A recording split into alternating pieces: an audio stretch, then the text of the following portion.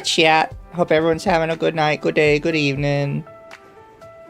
Oh, thank you, Jericho, for the 2. Calls are very entertaining. Keep up the good work. Thank you. Look, What calls? we have brought in the Royan tonight. The Gator. I'm here. I'm here. Remember to give a tip to your Gator, chat. Look how powerful I am. My aura, I have guys. I'm ultra ego. Can I? I don't think I can. I was gonna do a meme, but I don't think it'll work unless I reset up all my stuff. New model for the Gator. Gator is testing a new model. No, I just debuted it today. He's an Omori looking ass. I hate you. Wait, is that actually what it's based off of? No! Mizu has... That's because Mizu has a Mori brain and won't accept it, so he's pushing it and projecting onto other people. Omori looking ass.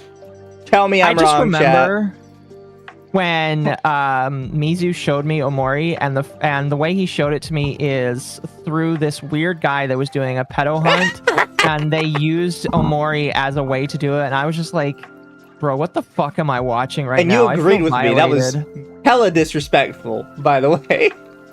Yeah, okay. I am gonna make a video on this eventually. I was gonna springboard this while talking about the leaflet stuff and the Nick Andrews stuff, but I'm not doing that anymore. But I need to make a video one day to talk about how disrespectful it feels like pedo hunters are, because like they moralize way too much and then they get it wrong and then they let pedophiles run away, and then like it just feels weird to watch it sometimes. You know what I mean? Segue, chat. So there is a VTuber who has been accused of being a lolicon. And here, let me pull it up. Great segue. Because we're not gonna go super into it tonight at all. If I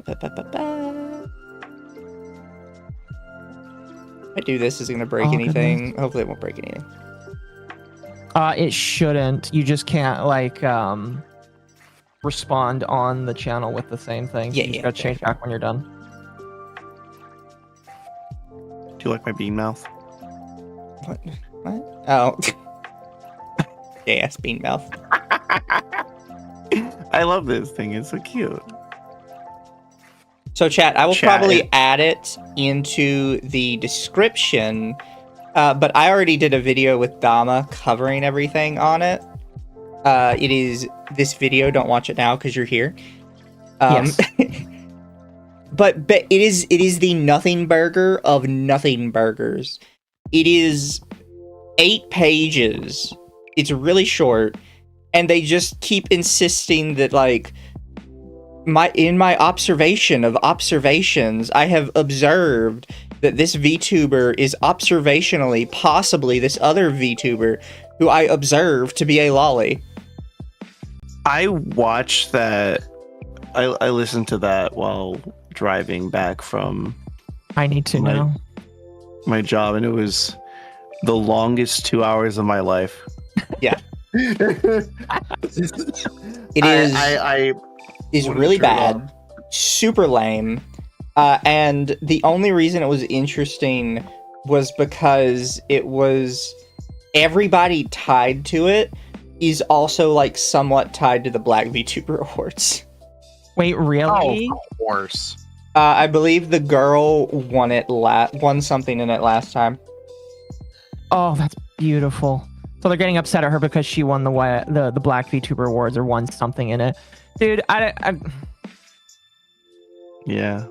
I kind of feel like Royan has to say what I want to feel right now instead of me, but like I'm fucking tired of these entitled black people on It's called VTubing. Black Fatigue. Okay. The guy that makes Boondocks has talked about it. I'm gonna say it. Go right ahead. He's trifling ass. Yeah, actually. But it is skit where the white guy has the black guy say the N-word for him. That's kind of how I feel right now. Oh my god. Yes. I need Royan to I just need Royan to echo my thoughts. Royan, these a bunch of trifling ass niggas. There we go. There you go, Chad. Say the line, Royan. All right.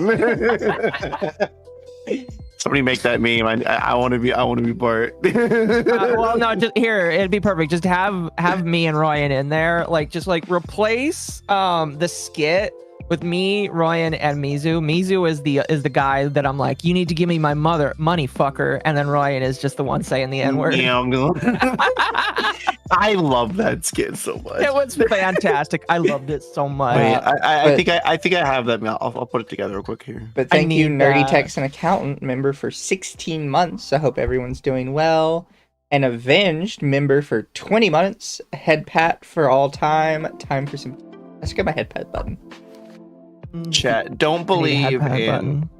If you don't believe in yourself, believe in the under the T that believes in you. Exactly. But it's a cringe document. They prove what they want to prove in the first sentence because they go, so I believe that this VTuber is this other person because they literally use the same Discord account for both identities. Oh, really? And then they proceed to, like, for the next 3 pages, go like, also here's 2 of their streams. They sound very similar. They have very similar inflections, yada, yada, yada, yada. And I'm like, they use the same account. Why are we doing any of this other shit? It's the same account. If it's the same account, then I feel like it's 110% them. Like, they kept going after the same account thing, and it's like, why do we need like 4 or 5 more pages of reasons you think it's the same person? And it's them like, well, they retweet each other, they have similar mannerisms, yada yada yada yada. And it's like, it's the same account. Why are we talking about this? Yeah. The interesting thing that came out of it was not the document, but it was reading replies from the Black VTuber groups who accidentally admitted that they have been sharing this document around for months. And they just didn't release it. Why? I'm confused. They were probably planning to like dogpile them because the account that posted it has like barely any followers, yet for some reason the call out blew up even though it's a fucking nothing burger of nothing burgers. Okay. Which is something, somebody in chat mentioned Melanin Mafia. It's something the Melanin Mafia group does. They share it in Discord and they coordinate a day to release it to dogpile somebody. That's amazing. So it's highly likely they're involved. I would believe it. I'm going to be completely honest with you. I 100% believe the Melanin Mafia is a part of it. But chat, we bring this up because while they're sitting here doing all this coordination to try and take down this person for daring to have a lolly VTuber model. They're not even necessarily like a lolicon. They don't have any lolly porn to their account. It is just a lolly VTuber model. So I have to ask, yeah. They're the Gyaru lolly that just popped up, right? Yeah, Kiki something. Yeah, they look, I'm going to be honest, they look cute. And I gave them a follow just because anybody that has a Gyaru, as long as they're not overly degenerate, I feel like they're worth following. So I will pull this up to show. Melanin Mafia has, in fact, not unfollowed me. Or not blocked me. Yet. They blocked me on their original account, if that is actually them. So. This is the Twitter account for in the side chat. I found it. It's real. It's a real account. Yeah, it is a real account. That's funny. It's a realized account. Yeah, and if you point out that that's a real account, you're an evil racist. That is quite something, you know. I have screenshots of it. That's crazy. That's really crazy. Let me see if I can find it. It's in the document. I might have to pull it from the document to get it. Because I showed chat the other person. Oh, it's Hika. Sorry, it's Hika. There we go. So I wanted to show you guys this because I showed it on my stream and I just think it's funny. This is the person who is accused of being a lolicon, Milky Calcubus, who, as I told Dama, and as Royan can probably attest, she has that generic black VTuber style where it just looks really fucking ugly. It's really ugly. It looks really ugly. So you would think that their lolly model would probably be kind of equally as ugly. This is their lolly. It actually, like, it is adorable. It is actually really adorable. I think it's cute. Oh, man. It is genuinely wild that they went from that to this. And me and Dama had like a short discussion over which one of them is the real thing that they actually enjoy and which one of them is the pandering. I feel like they might actually enjoy this. I'm just gonna be real with you. It's cute. It's really cute. So this is the thing I hate about like a lot of people on the internet. If we go back to her other model real quick. Yeah. I hate Chad. I don't know if you ever met a real black woman in real life before. Believe it or not, they like to look actually appealing and look good looking. And the only really people that kind of do the whole why do you look fundamentally ugly are people that are not activists, but they're slacktivists. Yeah. Yeah. Because look at a famous black woman. I don't like Beyonce. Rihanna. I don't think she's that. Rihanna. Yeah, Rihanna and Beyonce. They both are very conventionally attractive women on top of the fact they are whatever they do. Mm-hmm. Because it's a lie that is spilled that it is a white person's thing of, oh, that's how the white man wants you to look. No. Chat, we don't talk about Nicki Minaj. It doesn't matter if you're when it comes to normal, everyday black women, they like to look good. It's not a white or black thing, and it bothers me, and I hate it. I cannot stand it. But chat, the entire document call out on this person is literally just that this exists. That's it. The whole document is trying to prove that they are the same person and that the lolly model exists. That's it. Whole thing. I don't think it was even hidden. It's hilarious. Well, because then you scroll down and it's like she fucking retweets herself. It's like it's not a secret. Yeah. I mean, I guess you'd call it like an open secret or something. I don't know. I can. But that's open secret. That's it. So, in the meantime, while they are coordinating to dogpile this person for daring to have a cute lolly model, and this, granted, this was about a week ago. I guess we missed it. It didn't come across our radar. A VTuber got exposed as an actual predator. Granted, allegedly. Sorry, allegedly. But they are currently sitting in jail on child exploitation charges. And having CSAM. So this was a VTuber called B Morningstar, or B Morning VTuber. I'm not showing it, and I can't really scroll down because a bunch of people are posting it. But there is a news article which doxes all of their stuff in it. And just to clarify, before somebody gets upset with me, I am not saying that I would feel bad doxing a pedophile. I don't want to give a pedophile an excuse to try and take down a stream. No, I agree. It's one of those situations where even if you don't like somebody, you should remain consistent with your values, even if it's a pedophile. Yeah. It's not even the values thing. It's if I show it, that's like an immediate, oh, you can get banned for that. It's a privacy complaint at the very least. Yeah. So, like Sylvie did. I still can't believe that he did that.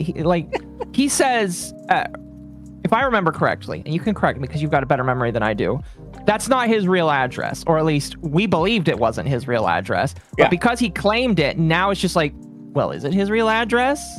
I believed it wasn't his real. So for people in chat who don't know, Sylvie Spark, a longtime enemy of the show, made a alt account where he would harass VTubers, and I basically 100% confirmed it was his alt. And on that alt, at one point, he tried to fail dox himself, so he could use it for victim points, but it never took off, so he just ignored it and pretended it didn't happen. But he forgot to delete the tweet. And I showed on that account that it had done that, it had directly added Sylvie when it did it, and that Sylvie still followed, liked, and shared literally every single tweet the account made, despite it not being a content creator account. That's great. And I use that as an example of, if this was real, even if it's like a fake address, why would you be so friendly with somebody who was trying to fail dox you? Like, why would you do that? And Sylvie in DMs basically told me, it's a fake address. It's not real. So I felt comfortable showing it on stream. A week later, we get the one and only complaint the channel has ever gotten from Sylvie, filing a privacy complaint. And to this day, he will still tell people I doxed him. Yeah. It is the only time I've ever gotten a complaint on a channel. It's just an excuse that he uses to try and delegitimize you, when it's just like, man, what are you talking about? You did this yourself. And he's going to say, oh, it's definitely not me. And it's just like, no, it's you. We can tell. I can tell that it's you. And based off of a lot of the other stuff I saw, yeah, it's him. It's 100% him. r/ there was an attempt. Also, Thank you, Jericho Graham, for the 5 USD. Jesus. Yes, so this is like some crazy shit that happened. It happened February 23rd, so a week, 2 weeks ago. Nobody told me about it, and I never noticed it, because I don't follow these people. The post didn't get too much traction. It got like 800 likes, which granted, for a smaller VTuber is a lot. But this is something that's like going around. And I feel like somebody probably could have caught him, because according to the news article, and fucking shocker for everybody in the chat on this one, basically all of this happened over Discord. Shocker. Yeah. Shocker for everybody in the chat. It was all happening over Discord. Clearly. It's always fucking Discord, dude. It's always That's why Discord is getting the fucking bat with the is getting HID thing. Yeah. I hate that that's like an argument for it too. It's just like, and again, with all the Discord stuff that's being talked about recently, it's just like, guys, can you please just fucking ban minors from your server? It's not worth it to get this kind of shit legislated. And it's just like, it's one of those things where I mildly agree with the people that like are being critical of people like Nux for it. It's just like, yeah, just fucking ban these people from your server so that you don't have any problems. And I don't know. I'm upset that that's an argument that's going to be used, because it's like, oh, we got to stop pedophiles and they're all in Discord. And it's just like, if you do this, they're just going to go somewhere else. It's not going to solve the problem. Well, already a lot of it doesn't happen as much on Discord as people would think. At least it doesn't start on Discord. This was something that a lot of the people exposing Roblox found, was it would start in Roblox and they would convince them to move to Discord specifically just so they could like share pictures and shit. Yeah. But they were not meeting kids through Discord. They were meeting them through Roblox. I think that's just one vector, though. I'm sure that there's multiple ways that there's definitely multiple. But the thing is, that's an easy way for them to find their targets. And then if it wasn't Discord, they'd convince them to move to Skype, or they'd convince them to move to Telegram. They would convince them to move to any kind of like decentralized app of some sort that they could get them to go to, where they could then send pictures. Yeah. It doesn't matter that it happens on Discord necessarily. They will go anywhere they can find.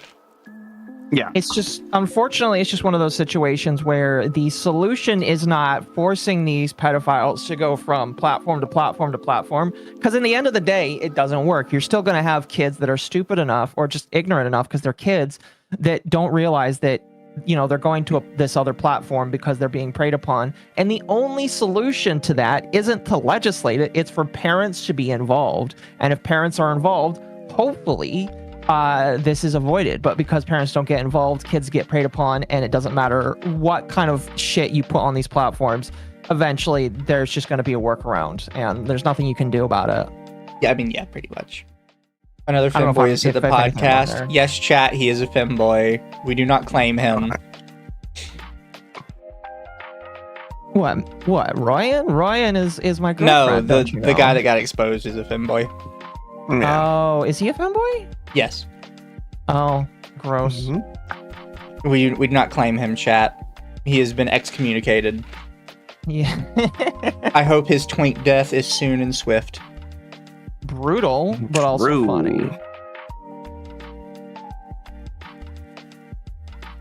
But yeah, I just wanted to mention that because people are doing the lolicon shit again today, and it's so annoying that this actually happens, gets basically no discussion, and then there's like a 32,000 tweet where somebody says lolicon pedophilia, fuck the animes. Yeah, I'm not really a big fan of that either. I am not a big fan of people just like downplaying all of that. I remember you made another tweet about it saying, guys, there's literally agencies that are begging you to stop doing this, and Yes. nobody wants Like literally, Yeah, for anybody in the chat who may be thinking about it, numerous like actual child protection agencies have begged people to stop sending them tips on pictures. Even fucking Chris Hansen had to put out a tweet where he's like, look, I find these pictures distasteful, but it has nothing to do with exposing predators. Please, for the love of God, stop sending me these. Chris Hansen said that? Yes. People Really? were sending him That's a good lolicon tweet. all the time. And he's like, this has... I think his specific wording was, I find them distasteful, but this has nothing to do with my line of work. I'm glad at least that he said that. Yeah. It's like everybody has told you this. Every like person that is in a position to solve this issue has told you lolicon does not count. Stop sending it to them. Yeah. I think the thing that's really unfortunate is there's kind of like two-pronged factors to this. I think that the people that do that kind of stuff, they're not willing to sit down and have a conversation about it because they do look at degenerate stuff and say, well, you being degenerate is my reason for doing this. And it's just like, I don't feel like, because like I was listening, unfortunately, to Diorio recently, and he's like, oh, when I hear people argue about ID verification, he brings up a picture of Chibi Reviews and he's like, these are the people that are arguing for it. And I'm just sitting here like, listen, the reason why those are the people that are arguing for it is because they're the first ones that got fucked over by it, and they're trying to warn you before you get fucked over by it. And like people, you know, even if I don't like all of what Chibi Reviews is, and I think that he could stand to get a little bit off of the internet sometimes, he was one of the first people to come out and say, hey, our shit is being fucked with, your shit will be fucked with next. And he was right. Chibi was fucked with first, now you're being fucked with. And you can't just say, oh, I don't like the messenger, because he was one of the first messengers out there. And if you're not willing to like put aside your differences of how much of a degenerate you think he is, well, you're still going to lose in the end, in my personal opinion. Yeah. I don't know. I just don't like that. It's just like, I don't care how degenerate you think somebody is. They are technically right, and you should be fighting for the reason to just not associate with them. Royan, you're bleeding through a bit on whatever you got going in your background. oh, sorry, my mic was coming through. So. Thank you, by the way, Zalvid, for the 5. I need a screenshot of that tweet. The Chris one, I don't know where it is. I wasn't talking long enough and my thing blade through. I'm sure that you can find it, chat, if you look hard enough. But chat, another thing we have, because tonight we have a bunch of things that don't have much to expand on, but we have a bunch of things. We do have A lot of things. them I are helped very find some of them. self-explanatory. Yeah. Yes. So the one that's kind of at the top of the show, and it's at the top of the show because it is specifically VTuber related, is this. So this little thing got released, which is just like a repository for searching VTubers. He released it, Add it to the list. May 3rd, like 2 days ago. March 3rd. Yeah. So it's just let me see if I have it up. Yeah, I do have it up. Just this website. And you make a full screen. There you go. It's exactly what you think it is. Browse VTubers. You just get everybody in here. Apparently Admiral Baru is out here at the top. Well, I mean, I imagine he would be in there. Fedora so- Bunny. Ew. Surprised that people let her come back. So Did people were kind of upset at this little website because VTubers, they can't just be, or at least Ian VTubers. Normal? VTubers just can't be happy. They can't just be like, you know what? That's cool. That's interesting. Let's just, let's move on. Let's have a good day. No, they were upset that they were not in there. And they're like, how could you? How dare you? I have 3 followers. How am I not in your repository? In reality, this whole thing, I think based on how he described it, it's basically AI is going through different websites that post VTubers and adding them to the website. So now he's got to be canceled. So first off, you have to have, Twitter doesn't count. You have to have a listing on websites like Occo's on it. They got Occo from HoloList. Lumi's on it. They got Lumi from the VTuber wiki. So you have to have a post on sites like those for you to actually show up in this. And then it's just auto pulling them and putting that information into the database. So if people haven't made their own on those websites or somebody hasn't made one for them, they don't show up. Yeah. And instead of acknowledging that, people are upset. And they're like, how dare you in it, Mizu? No, nobody's ever made a listing for me on one of those sites, and I don't care enough to do it myself. Well, when it comes to HoloList, if you ask them, they will do it. And that's how I got on HoloList, is I literally DM'd them and said, hey, can you add me? And they said, sure. Oh, fair enough. It's literally how you do it. Azahara says they're on it? I need to DM them. I need to DM them and ask them to remove the old group affiliation, because I'm not, we're not in Lucky anymore. But like, I'll do that at a later point. They only got Azahara's from Twitter? Well then fuck you, why am I not on it? I changed my mind. No. Now I'm upset. Mizu's gonna join the 3 follower accounts that's upset that he's not part of it. The only thing they have listed for Azahara on here is this Twitter. That's hilarious. They don't even have a picture for him. Fuck you too. Now I am upset about it. All right. Well, now we can't get it. Well, now we can't laugh at the VTuber retards. Excuse me. No, I can still laugh at them because I'm upset for more nuanced reasons than they are. That's fair. Different and more nuanced reasons, I think, is the full quote. It's true. They fear the blue one. Yeah, but he You're had not as to. Much as a V-tweeter. He did have to make a post a couple days. Because it's like a 10-minute video, because he got actual backlash for this. Did he really? Yeah. Are we gonna watch the video? Do you want to? I would say so. Yeah. I mean, it's a good video. Probably. Today on Twitter, I've released the page behind me called Basharu Toshakan. Oh, is he actually Japanese? I don't know. Maybe I'm wrong. But No, he's not. He's up here. I think that's Switzerland and Portugal. Oh, okay. Interesting accent. I'm not saying it, not trying to be mean. Just saying interesting accent. Fair enough. Also, thank you, Internet Zen Master for 5. So are the controversial VTubers on it, aka Amal, Powder, Kirshen, Nuxtaku. From what I saw, a bunch of people are on it. If you got on one of those wiki websites, you're just on it by default, pretty much. Library for VTubers. Now, I have released this website yesterday, and I've gotten today so much support, and I really appreciate it. Yeah, it was on my side. It's so overwhelming. I was not expecting all of this, but I want to at least make this video to at least go a bit into detail what the current situation is. As you've probably noticed, even seeing from like in my back, the website is live. It's still up, but there's no VTubers. I can explain this and elaborate why. Throughout the day, because the website has gotten so much attention, I've been hosting this website on Netlify, which is one of the website providers where you can host websites normally for free. And since I thought this website wouldn't get so much attraction, I kept it in the free tier. Now, yeah, as a by the way, and you can see it on his original post, 1.5k likes, about 6k likes, 1.5k comments, 3.5k retweets.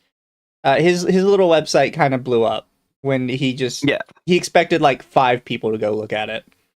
Mm-hmm. Yeah. And suddenly, so he paid for like a lower tier service. He expected 5 people to go look at it, and suddenly there's like 2,000 people all at once trying to peek at it. Maybe more.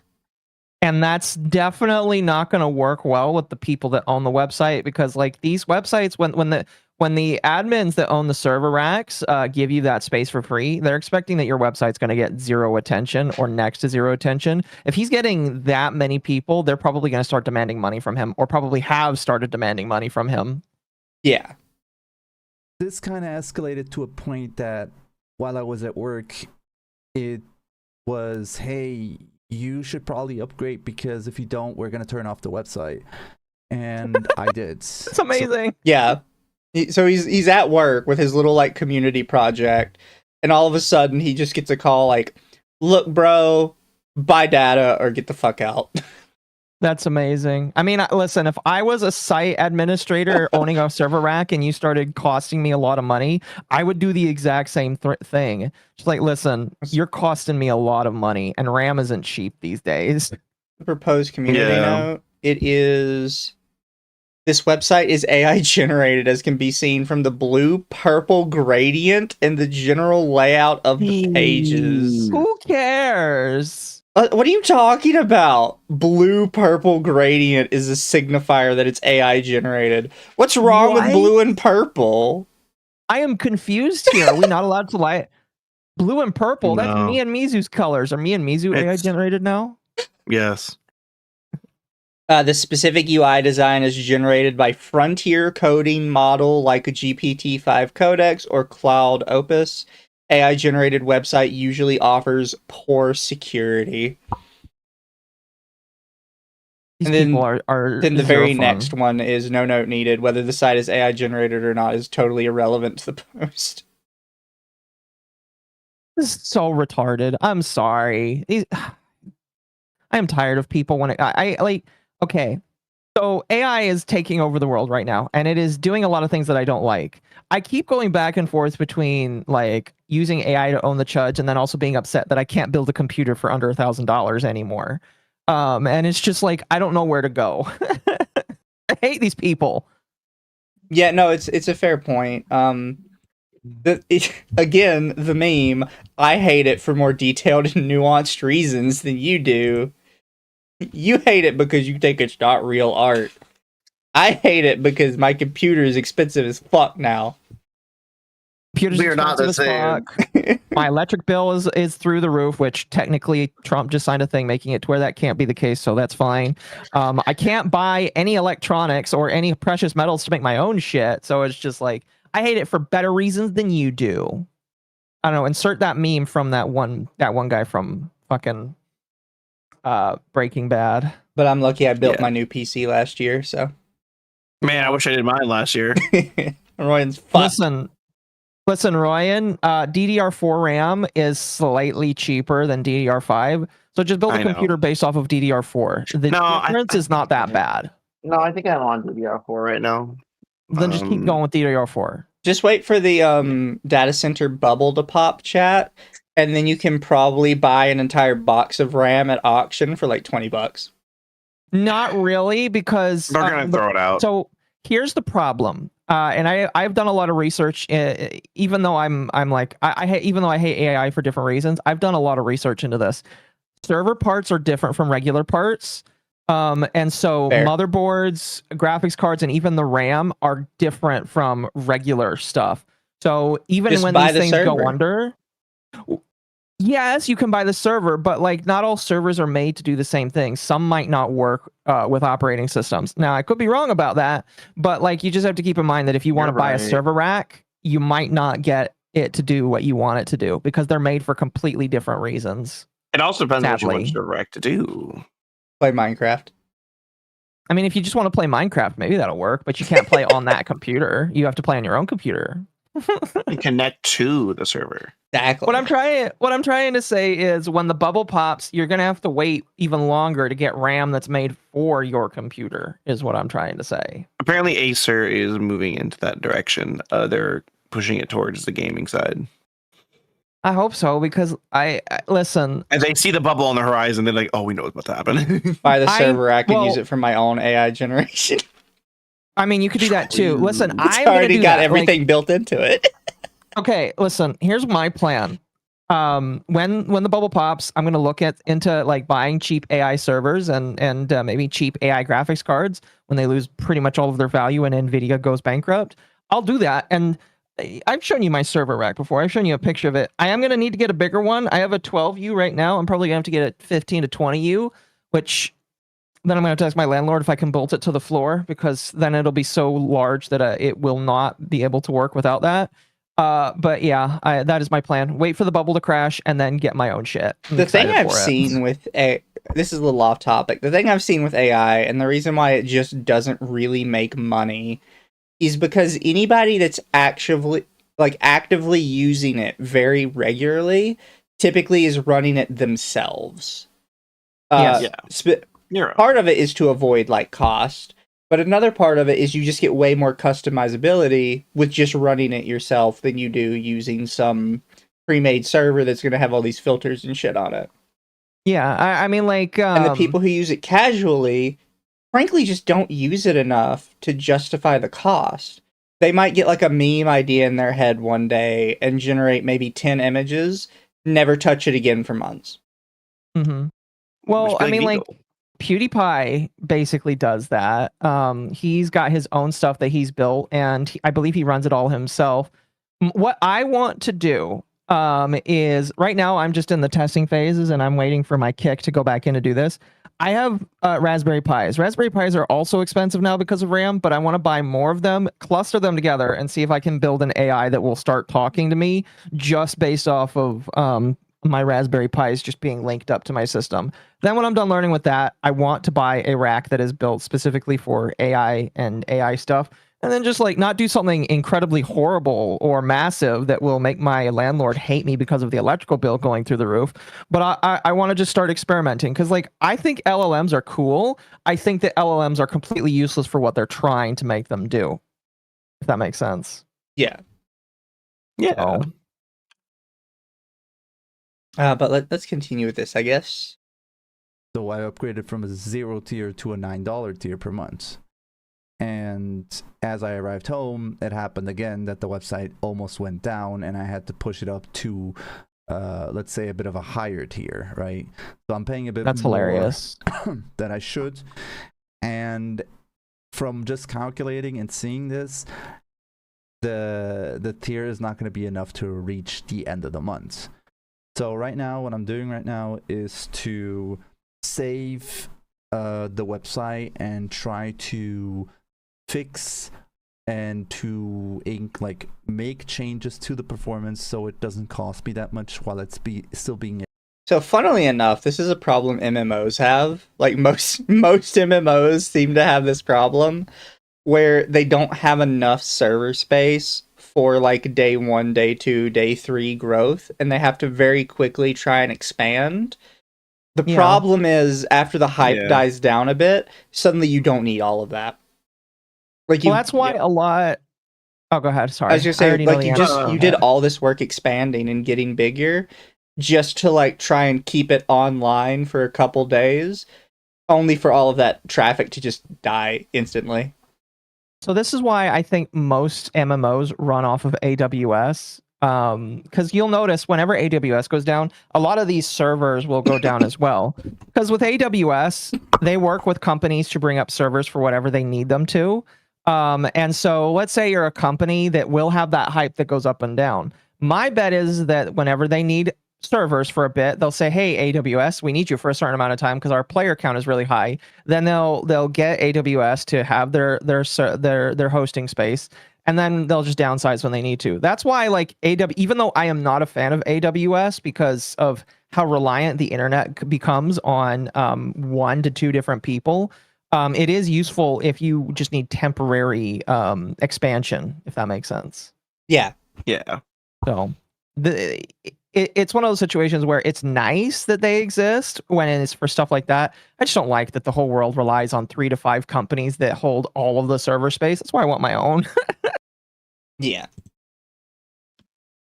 Able to run while finding a solution to make it stable so that this doesn't happen because of the constant calls to the website of so many people. I have to see what I can do for the future, because if this is going to keep happening, I might need to consider a sort of like a monetization to pay off the server costs already. The idea was to do this after I released the website live, but it seems like I probably have to do it already because it's getting already quite extreme. Because he just did this as like a fan project, right? His own personal thing. It was a fan project. He just thought it'd be a fun little thing to He loves do. VTubers. And now he That's doesn't really have unfortunate. money to like keep Yeah, it up. Yeah, he needs to go through with Google AdSense and tell them they can put ads on his website, and then he needs to filter the ads that go on his website. That's one of the best ways to do it. And I imagine that his website's not going to be malicious and horrible. And so that would be my suggestion: is if you need money, ask Google AdSense to put ads on your website. Yeah. That's what I would do. So yeah, that's the one part. So don't worry, the website might be down or not reachable, but I'm working on it. I'll get it running hopefully soon. I'm not sure if today, but I'm trying my best as usual. The other thing is the whole feedback and people being mad about not being on the VTuber or the VTuber library, the virtual library. I have to pretty much elaborate. People They're should mad not about be this. mad about this. I have to make Thank it you. clear this is a beta project. I'm the only person working on this. There's no team behind me. I don't use any money. I have most of the things running on my actual home lab. The website. I will say this doesn't just go Based- for him. This goes for like a lot of different like smaller websites. People don't seem to realize this. Ton of small websites are just run by like hobbyists and enthusiasts. Yeah. You stop asking for like professional quality. They are not Twitter, which by the way, Twitter's already a shit show some days, but they're not Twitter that has like an entire office and teams behind them. Sometimes it's Mhm. literally like 4 dudes in a basement that threw together a Maybe. server based on spare parts they found behind Best Buy. Can I just say, by the way, I really love that he's like talking about home labbing. I think more people need to get into home labbing themselves if they're really interested in tech. Are you guys familiar with what that is? Nope. Okay, Yeah. home labbing is based. Oh, you are? I'm familiar. I just don't know what you're talking Okay. about. I think just make your Mizu- own lab. Home labbing is basically, like I said, when it came to the server rank, that's basically what home labbing is making your own data center, your own shit, basically. Yeah. Because it's for experimentation and for fun, basically, is the reason why people do it. But yeah, it's a lot of people don't seem to understand. A lot of hobbyist stuff is like literally run by like a couple guys that probably don't make any money off of it or don't make much. I'm not going to say the name of it because every time you say the name of it, it just speeds up how shit it is. But there is a massive repository of game ROMs that is going down soon because it's too much traffic is going to the site and there's too much space being taken up for it that the guy can't support it anymore because he is also a single hobbyist who is running the website. Yeah. And he has multiple terabytes of game ROMs ripped onto it. And that's apparently going down soon. I don't know how much longer. I'm not going to say the name of it because it just gets worse for him. You know. I think the thing that's just really unfortunate is a lot of these websites and a lot of these projects are starting to be held by these people, and when they get lots of attention and lots of traction, it's really great, but if it doesn't sustain, they have to downsize and they have to step it back, and that's just kind of what happens. Yeah. It's the only thing running which has been costing money now, right? So you have to keep in mind, I was not prepared for this. People that know that they're not on the website should be a bit considerate to consider the fact that I am working on this and I'm trying to improve. And I am I like this man. bookmarking. It's like, I'm just all mad that these people are like, ooh. Yeah, people are getting him shit I for don't no know, man. reason. I like Yeah, this man a 'cause, like, lot. Yeah, like, dude, he's one dude. that are missing, and I'm trying my best to improve and get them all on here. So please, and I beg you, I beg the VTuber community, really, don't No, I wouldn't do fight. that. Be supportive, and please, let's just all work together. Please, I beg of you. And Yeah, thank you he's better for the he wouldn't. follow. Not see, this is the Was this is on the stream other that he thing. did this? I guess so. Hmm, Yeah, interesting. I guess so. Yeah. I'm trying to make a serious video and all the follows, and thank you for the follow. Anyways, Turn off your notifications. Actually, what it might have been is he might have been recording, but he was using the Oh. same setup he uses for his streaming. Because like I've done that before, and then I had to redo like a recording thing because I forgot it was connected to my Twitch. So somebody randomly followed me halfway through it. That's fair. I will say, probably should just check up on it first, but I get it. The other thing is about getting your data on here. This is something I have explained on the stream. I've explained to some people already. I cannot manually add your content on the website. I can overwrite matches. Let's say that you're visible twice on the website. I can do that. I can reconnect your account to another, let's say, Twitter account or Twitch account or such. But I cannot go in there and start manually changing your pictures, your titles, your description. I cannot do that, nor will I do that. The reason for this is simple. If I start making manual changes, the system will overwrite all my changes. That is pretty much the case. That makes sense. Overrides, like current overrides that are like matching names or Twitter, like changing the Twitter handle or changing the Twitch handle.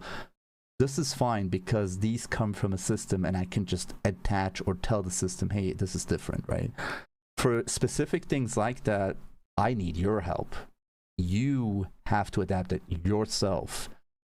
You have a wiki page, adapt it. You have a Twitter, you have a Twitch, you have a YouTube, change those things, update them. You want to keep up to date? This is on you. I am searching for you. If I can't find you, this is a big problem, right? How he coded the What I AI. can tell you is the best way to find you is to actually make a virtual YouTube wiki. Turn it off. I'm not even turn that off. I'm sorry. I'm trying to be so serious about this. It's getting a bit out of hand. Anyways, yeah, just make a wiki page. Just make a wiki page. It's really what you just need to do that, okay? Make a wiki page. That's the best way to actually be found, in my opinion, because it's literally how you get verified as a VTuber also on my system, because everyone who's on the wiki page is a VTuber by default, right? But you can also add it on the haul list. You can do that. You can also add it on the VTuber. That's fine. What I can't guarantee you is, like, if you start streaming on Twitch and I don't have you on my system, then there's only specific things I can get. Your name, your description, possibly your image, possibly your banner, and that's it. And your social as a Twitch, and that's it. I can't get more because I don't know where to get more, right?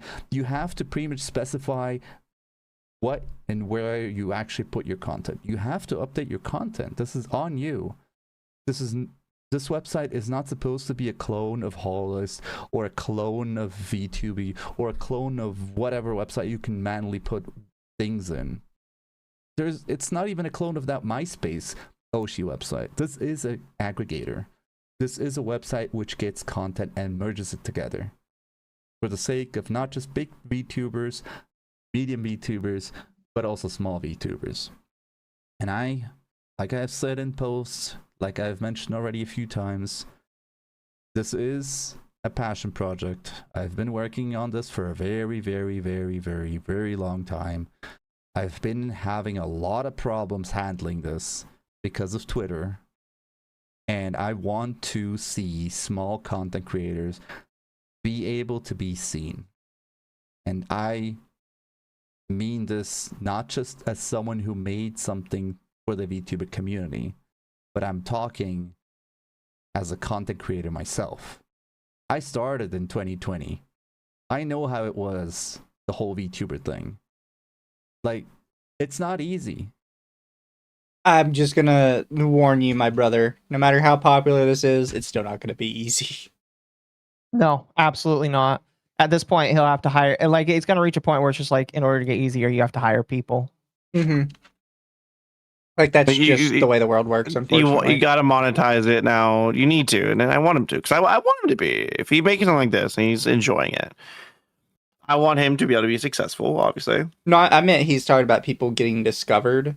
Like, oh yeah, that doesn't get easier. It's a fun little like meme site. 99% of people who use it are going to already be VTubers. Yeah, maybe somebody will search up their Oshi on it and be like, "Is my Oshi on the website?"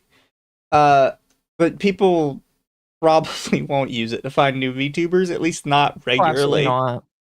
No, I think the thing that no VTubers seem to understand is regular ass people do not use websites like this to find new people. Hell, they don't even use Twitch to find new people. It is like a 1 in a million chance that you're going to have a new viewer that comes in and says, "Oh my gosh, I found you by just scrolling this category on Twitch." That's not how this works. You get discovered by going through certain algorithms on the popular websites like YouTube, like TikTok, as sad as it is to say. So, like, if you are hoping that like all of your fans are going to come from this guy's small but really nice and dedicated website, you're delusional. I'm sorry, you just are. Absolutely delulu. But that doesn't mean you should just, oh well, it's a new trend, I'm just gonna hop on it. Focus on your content, update your stuff. True. Create content. That is the way how I can actually find you guys. That is important to me. You are content creators. Create content. Show that you're there. Put yourself as a VTuber on Twitter. Have the hashtag VTuber tag or VTuber tag on Twitch, or any sort of way that I can actually find you. It might not be able that I can, find you instantly. Because let's say Twitter is being dumb and I can't instantly find every single VTuber on Twitter. That might take time. But I might be able to find you on Twitch, because maybe my tasks run on Twitch and then instantly at that moment I can find you. Or maybe you have a wiki page which makes everything easier, and then suddenly the whole content comes in. Again, if you want this to work out, you gotta work with me. And I appreciate all the support, and I appreciate all the emails, all the replies. But first, let me handle the website first, get it stable running, and then and only then I will keep on working to improve it. Okay, it's been a long day, I'm tired, it's like almost midnight. I'm trying to get this fixed and ready. Mood. I'll let you guys know when it's done, most likely. But the whole updating of the content, this might take a bit. Okay, I hope you guys can bear with me on that one. What's funny is it's where I'm at. It's 11:59 right now. Because I'm so tired. It's almost midnight. It's like yeah, it is almost midnight. How about that? That's funny. As somebody who is literally nocturnal. By the way, thank you, Ebonics, for the bananas. Much appreciated. Very much. We're always down for a banana. Sure, Royan is happy about those. Bananas and rice. What is the bananas and rice meme? I don't understand that.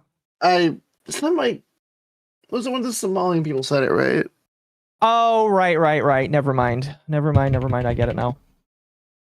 Rice and bananas is a versatile and nutritious combination used in savory Caribbean/Latin dishes. What kind of rice? Apparently, the main diet that uses it is called the brat diet. Well, Mizu is your diet. Wow. I actually hate how much Brat bananas and rice diet, I do in bananas, my life. rice, applesauce, and toast. Oh, Bro, I'm that familiar is with that calling diet. me out. It's calling me out. That's not even like on I'm purpose, familiar bro. with that diet. I think I talked about that with Star one time. It is a diet, yeah. I'm not even on that diet. I'm just getting called out. I like applesauce. Applesauce is good though. I like. Look, Why are I you make on a that lot diet? not willingly. It just I make a lot of smoothies. Well, It's easier according for to me to make a this, the smoothie. brat diet is intended to be a very short-term diet, specifically because it's supposed to ease your digestion and help deal with nausea and vomiting. Yeah, that's what it's good for. I'm not doing it because I'm doing it for food. I make a lot of smoothies, and so a lot of that just goes in the smoothie besides the rice part. Because smoothies are great for before work. I get Fucking Ryan's on the protein. brat diet. I'm getting called out. Applesauce on toast. It didn't say applesauce on toast. It just said applesauce and toast. Although you might put applesauce on your toast. It's like, if you didn't know, it does have a decent amount of fibers, all of that in there, besides the rice. Internet is a master for 5. Bananas and rice. We got bananas and rice.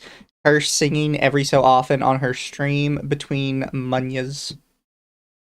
Munyas. Sounds about right. Ice, we got one right here. Oh my gosh. Ice? I thought you said rice. Of course, Ryan likes applesauce. What's wrong with applesauce? I'm confused. Better than beans on toast. Beans on toast is for like retarded Europores. Europore. They're Europores. That's actually how I measure whether or not you're an enlightened Europore or just an enlightened European in general. Europore. Which one is enlightened? The one that doesn't eat beans on rice? No, beans on toast, yeah. If you don't eat beans on toast, you're considered it. Ryan, have you never heard somebody say Europore before? No. I'm surprised. Oh gosh. What? Just one of the things that you brought up there. I'm clicking through because I didn't have them brought up yet. Fair enough. So the one I thought I could touch on the short ones really quick. Because again, chat, we have a bunch of completely random bullshit today. Nothing specific, no theme, just random bullshit. Go. I mean, lots of the random listen, people sometimes like random bullshit. Sometimes you're gonna have weeks where VTubers aren't burning themselves to death, and it's not worth talking about it for more than 5 minutes. You know. Fair. I mean, there's nothing left to talk about with the leaflet stuff, so I don't feel like we should. But like, there's a lot of other random stuff in the VTuber world that we can talk about. But chat, in a move that is completely indicative of where Twitch is right now, a new Twitch ambassador is a former porn actress. Which, by the way, no shade to the porn actress. I have met Kaho Shibuya in real life. She's a very nice woman. Very nice friends. Anyways. Exactly. Very short woman, too. Like, genuinely, like, shortest woman imaginable. She's been blessed in other areas. But yeah, she is going to be a new Twitch ambassador. To point out, she is in fact former porn actress. She has been on, I think she was on Trash Taste. She was on one of the anime podcasts. I forget which one. She's very, very nice, polite woman. She's been doing her own streaming thing for a while. It's just kind of funny that Twitch's new ambassador is literally an ex-porn star, given how people talk about Twitch. I mean, it's not wrong. For reference, she has the same measurements as Yuzaki. She is literally IRL Yuzaki. I met her at Anime Expo and got a picture with her, and she, for reference, I am between like 5'12", 6 foot, and she came up about halfway on my chest. Really? I had to lean down to give her a hug. She is tiny woman. That is awesome.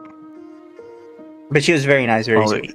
Oh, it's the Mr. Weevil Slavic song, Tiny Japanese Girl. You're not that small, girl. Get out that shoebox. She published a book about the Java industry and its pitfalls. Yeah, no, she's made like proper content. Like, there's nothing wrong with her. I think people are just making fun of it because all they know is porn actress, Twitch ambassador. Yeah. I still have her booby mouse pad though. It's my thing over there. Is there like a picture of her as a booby mouse pad, or is it like? Yeah. It's her titties on a mouse pad. That's that's crazy. She signed That's it for funny. me. Oh, she did. That's awesome. She signed her titties for me. That's Wow. hilarious. That is amazing. I didn't even know all who the she best was when I ways. met her, by the way. Oh, you didn't? That makes it even funnier. No, so when you go to Anime Expo, Oh. some places will sell like loot boxes. For, like it's just a price, and then you just get like a bunch of random items in it. Which, by the way, do not regret buying. It cost me like $30, and the titty mouse pad alone like almost makes up the cost of that. And then it came with like a couple other small pictures, 2 Javs, and 2 Eroge games. That's awesome. What were the Eroge games? I have them on the side of my computer here. Because they gave me actual physical copies. Yeah. My stepsister Hitomi. And A classic. Escalation Yukikari Panic. Ah, another classic. That is beautiful, man. And then just 2 Javs, which I can't actually read them. They're written in Japanese. The Eroges are ones that are actually translated. Mhm. We should try harder. And I got that and a booby mouse pad of her for $30. Beautiful. Nice.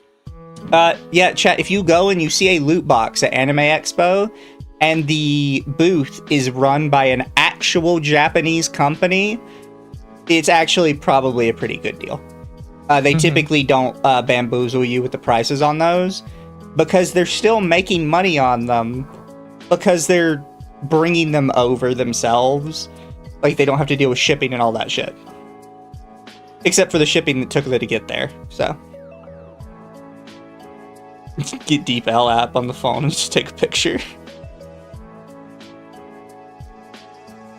Scan them to the AI and translate it to get the names. Chat, I'm pretty sure they have the numbers somewhere on them. Probably.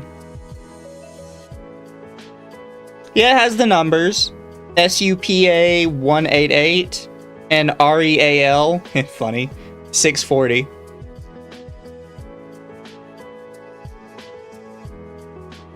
And anybody who's cultured knows exactly what to do with that. Yeah. Mm-hmm. Internet Zen Master for 5 doesn't help when you have a Dan Gooning Lord Clancy as Twitch CEO. The fact she's a former corn artist fits too well. I think that's the only reason anybody's talking about it. Is because it's fucking. No, yeah. It's Twitch. It's Twitch, yeah. SUPA Yeah, it's 188. I don't think there's a third 8. Yeah, it's just 2 8s.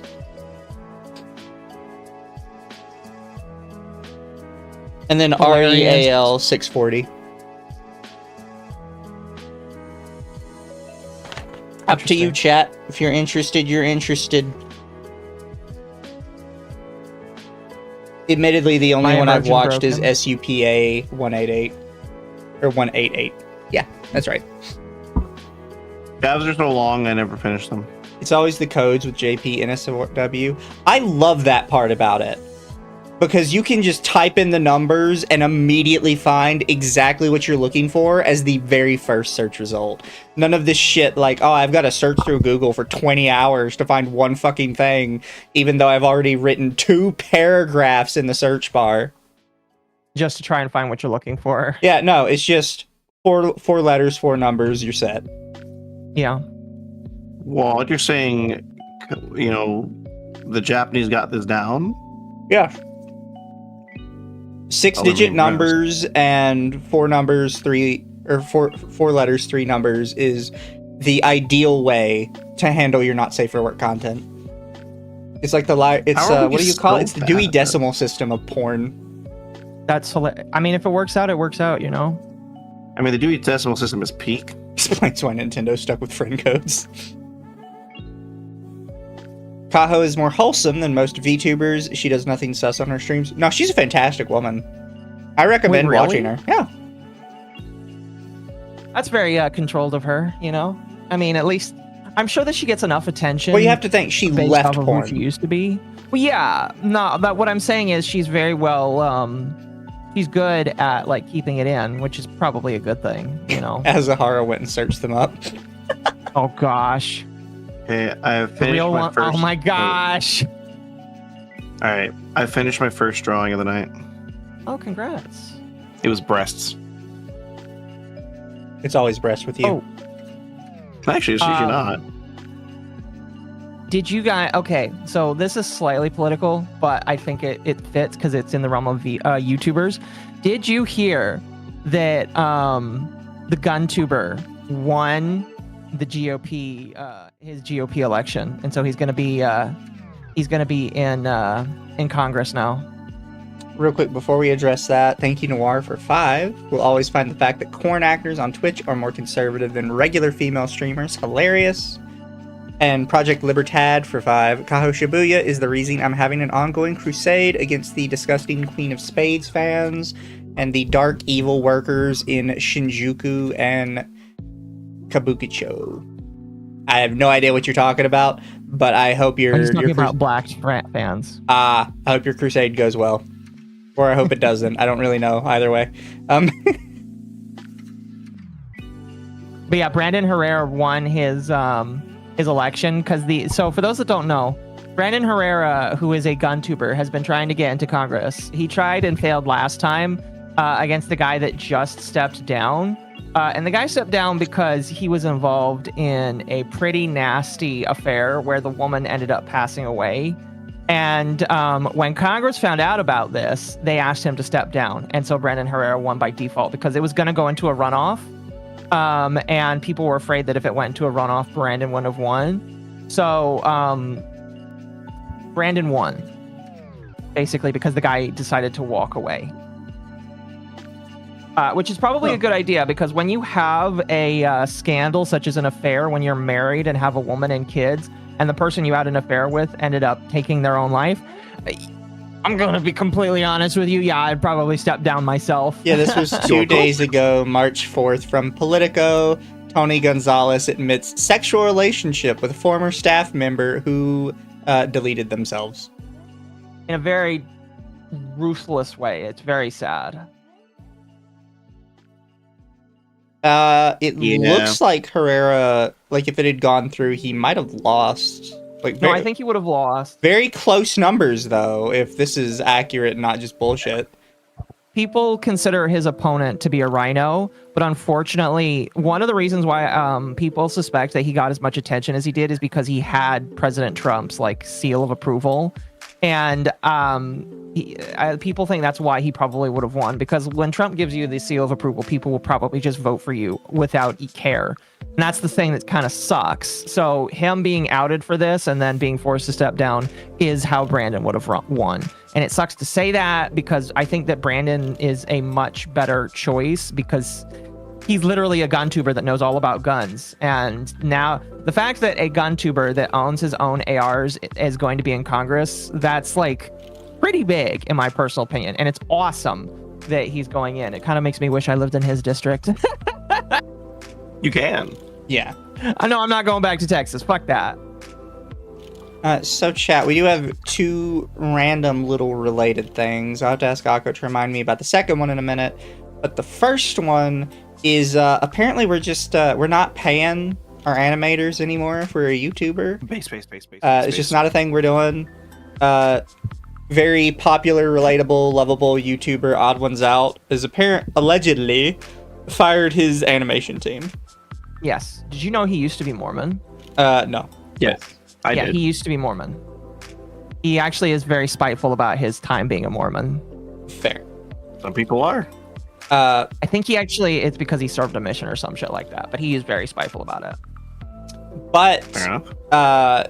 people apparently some of his this has either happened before or it's the same situation where some of his animators went to Blue Sky to say that they had all been let go for whatever reason.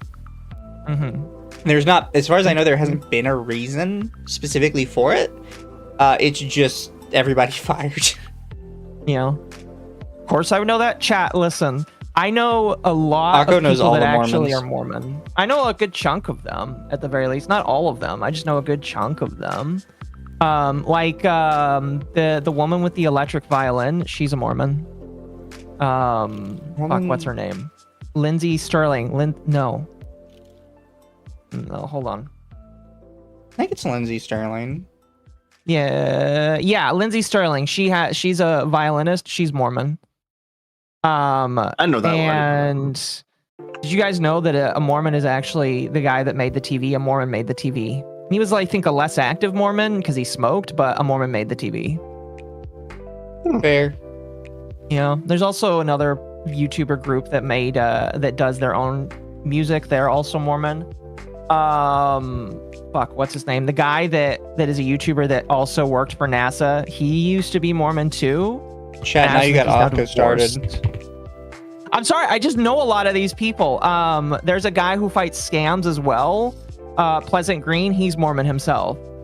It's just like, this is a repository of information that I figured out because like back when I was really active as a Mormon, I thought it was really cool to know all these people that were hyper successful and they were also men of God.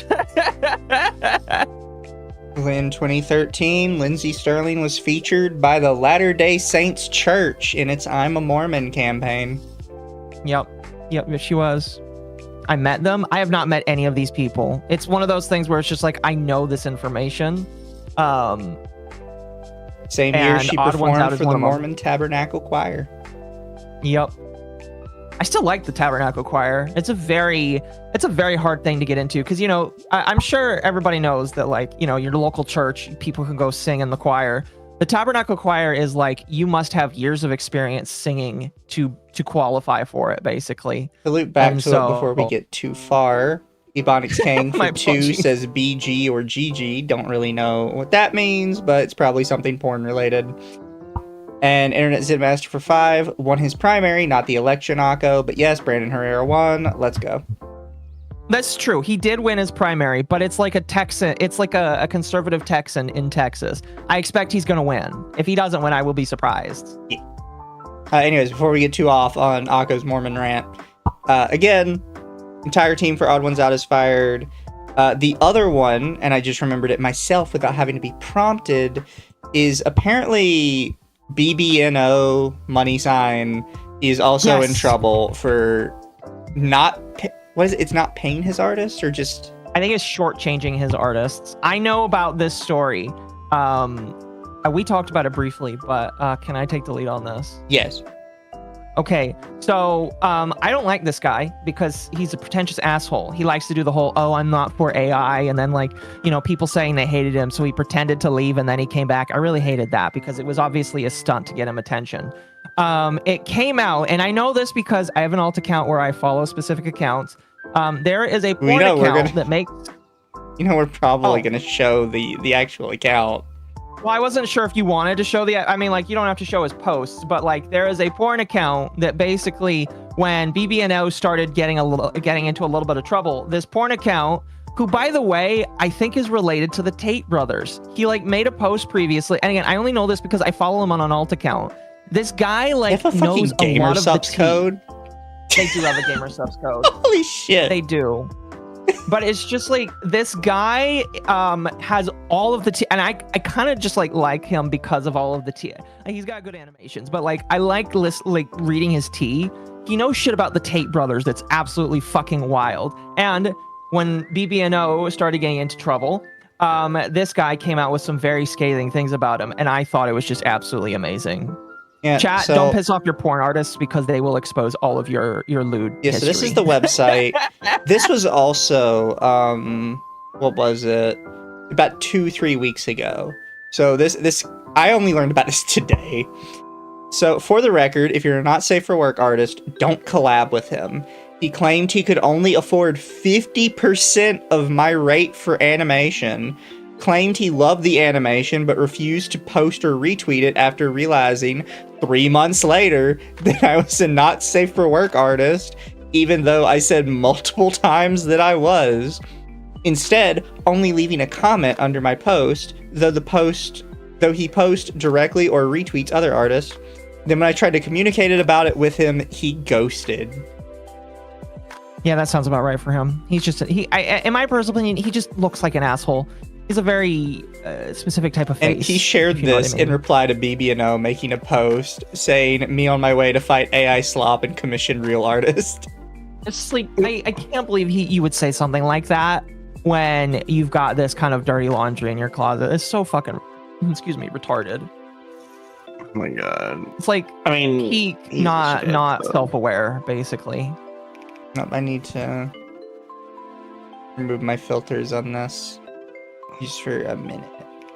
That meme where everybody starts hating on the guy that you've always hated. It's exactly. And I don't think that BB&O has ever talked about it, but like this guy like eviscerated him, in my personal opinion. It's absolutely wild. So he's got just like a couple of little messages here. So it's Slade x BB&O animation 350. There's okay, there y'all go. And he posts the animation for it. And so when was this? I don't think it has the date. Well, it posted February 7th, so it's probably on February 7th. February 8th. I really believe in open and honest communication. So when you told me that Alex is going to interact with my post and all I see is that he's unfollowed me, it leaves me very confused. Jesus Christ. Technically, he interacted with the post. He unfollowed it. That's beautiful. That's really powerful. He also cozied up to Iron Mouse. Yeah, BB&O is just kind of like one of those dick suckers. He's not like true at all. Yeah, so throughout this whole project, you guys only responded positively to progress, and I kept you updated constantly as I worked on it. You all knew from the jump that I made porn animations, so I can't imagine that's suddenly an issue. I didn't even argue when you guys countered to only offer 50% of my rate, because I was hoping that the exposure for animating for BB&O would make up for that. By the way, chat never worked for exposure. Especially with like a huge account like this. Don't let somebody who's famous haggle you down. They're the one person that should be able to pay for it. I was hoping the exposure, It took me a whole month of work, and multiple other people even contributed for free because they thought they would also get exposure from this project. Now I know, never work exposure is one of the first rules of being a creative, but I figured with Alex's pro-art stance being so publicly apparent that it would be beneficial and fun to show people that not safe for work artists can do more than just not safe for work art. I'm really confused because it feels like the words and actions aren't aligning. If I did something wrong, please at least let me know so I don't make a similar mistake in the future. Completely ghosted for 2 days. No reply. So he replies again. Just have to say, after all this, it's incredibly disappointing that you only left a comment under the post instead of retweeting it like you have with other animations.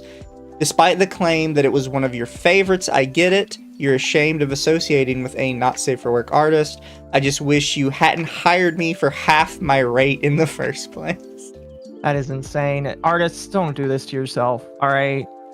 That is insane. Basically, artists don't work for big creators. This is coming from the guy that is just like, oh, I love real art. Fuck AI art. Like, that was like one of the big things about BB&O that I'm just like, fucking hell, he sounds like such a pretentious asshole. And it sounds like he is. So I hate the fact that, well, this is like a thing. It's like, oh, go ahead, Mizu. I was gonna say we have more replies for it still. We have just one more page. It's short. So this is his replies with somebody named April. I don't know much about BB&O, so maybe somebody can tell me how April is related to him. Says, okay, April, level with me. What's going on? Because I've been checking, and the only thing that's happened today is that Alex unfollowed me. What's the problem? You guys said you liked the animation. So a day later, she replies, hi, hello. He says, hey. I'm sorry about Alex not interacting with the animation yet. We are doing a bunch of different things. I'll make sure he gets to it today. And we did love the animation. Says, okay, well, he unfollowed me yesterday. He says, I'm sorry that it seems like we didn't due to him not interacting with it yet. Yes, he told me about that. He didn't realize you were a not safe for work account. His fucking name is Slade.coom. Shut the fuck up, Yeah. You didn't know. I am just going to say that is an absolute lie. You go to Slade.coom's page, you will find out very quickly what kind of account he is. You either have to be completely blind, somebody's driving the car for you, or you're just fucking lying. Yeah. He said he kept seeing not safe for work stuff on his timeline, so with that he unfollowed you. Nothing personal, and he absolutely does think you're a dope-ass artist. You were one of his fave animations during this rollout of CTB animations. I apologize, there should have been a heads up or something. And also I understand your frustration. That's really all they had to say about it. It's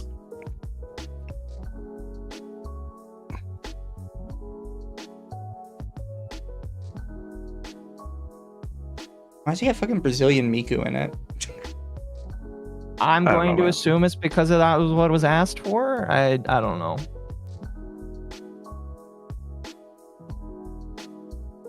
I hate the fact that people don't realize not safe for work artists are probably one of the better people in the industry of arting. Oh yeah, because they know how to do.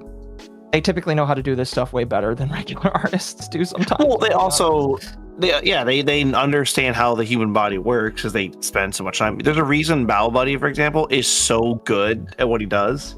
He did not safe for work commissions for a year just to get better at drawing the bodies. Yeah. He did not care one bit, but the running bit. That's what he used to do. It's so cringe. Thank you, Also, I Noir, for posted- 5. Corn animations are almost always some of the best animations on the interwebs, and they'll usually be cheaper than upstanding animators because Corn. I actually think it's just because Corn animators are just better at animating a lot of the time. Like, they can do it quicker. Yeah, they're efficient. Yeah, so a lot of the thing is, you'll also find that the more efficient and faster an artist is, typically the cheaper they are, because every artist is doing like a cost benefit analysis when they're pricing themselves. So Always a good somebody's one like, there. it's going to take me a month to do this. It's going to cost way more than an artist who's like, actually, I can bang this out in an afternoon. Speaking of beautiful art, I finished something for you, Mizu. I'm gonna send it to you. Oh, I just put mine in the side chat for Mizu. This is way bigger than I thought it would be. I have admittedly not been checking the side chat. I left the it transparent so you can put whatever you want in the. Oh in the- gosh, that's terrifying. What I posted? Oh, Yeah, what you shared. The fact that you left the card blank, it allows him to do whatever he wants. Yeah, that's why I left it blank. I started that like a month ago and I just never finished it. There you go, Mizu. You want to show chat? I can't in a moment. Oh, that's what you were working on. Yep. Oh, isn't that the one I sent you the other day? No, this is the one I found on Maker Labs. But if you find STLs that you want me to print, I might ask you to pay for the ability to print it, but I'll print it and send it to you. Fair enough. I have no qualms about doing that. I may buy a few thought- myself. I just don't know how to find a lot of them. Oh, there's still some bits. Also, chat, I here's what the That is- Ryan made for me. Clean off all these extra. There you go. There you go, chat. Enjoy the fruits of my labor. That's You what know, she said. You can't. The chat. He can't show you what I made him in the printer because I don't think YouTube would hate it. But I don't know. I think that's up to you.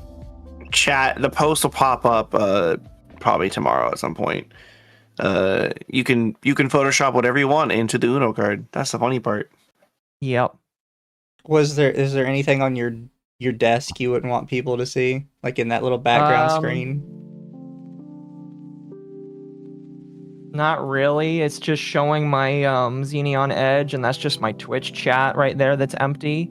and it's just showing my pad, my pad that I need to replace because I have had it for a couple of years, and it is kind of just dirty because I eat off of it as well. So, but this is, you know, people chat what can't judge me. Occo made for me. Nice. I'm gonna be honest with you. The STL doesn't mark it as anything other than just an Egyptian girl. Fair enough. So I really don't know who this is. Oh, I Occo just has an saw it Occo on Maker mousepad. Lab. Might just be somebody they made. Be funny if it's a credit card.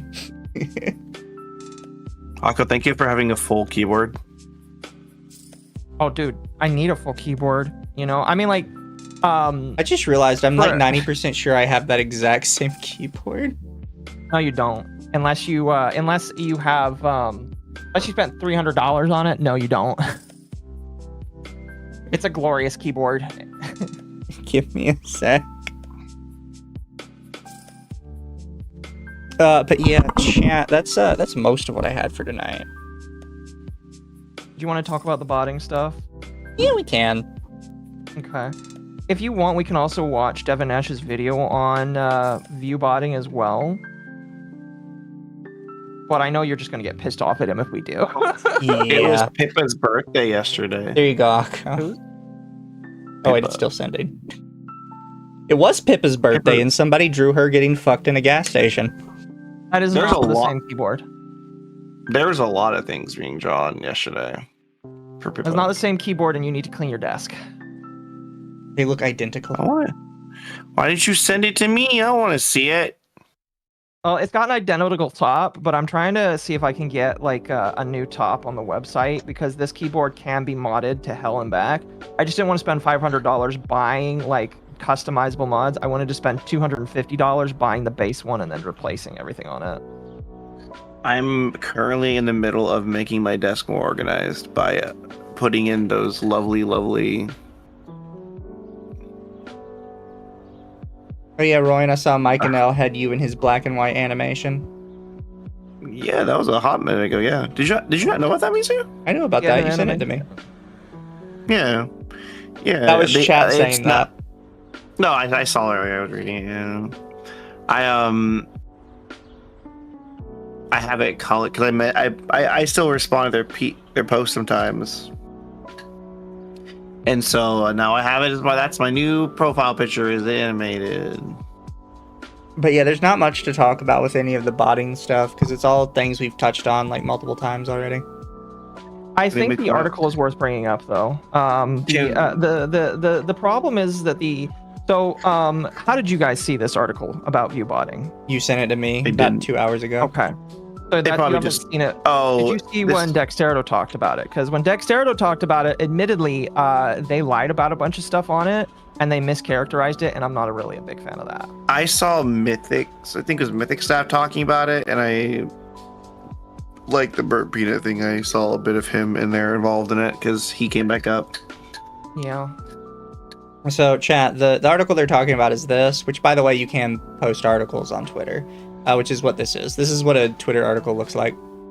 I've done that before. It says, it's time to start viewbotting. I just want to point out that is the name of the article. I wouldn't have named the article that because that's not really what he's advocating for. But that's the name of the article. Yeah. So, what does it take to cut through all the noise on the internet? If everyone else is botting, why shouldn't you? We used to live in a world where if you made great content, algorithms would find an audience for your videos.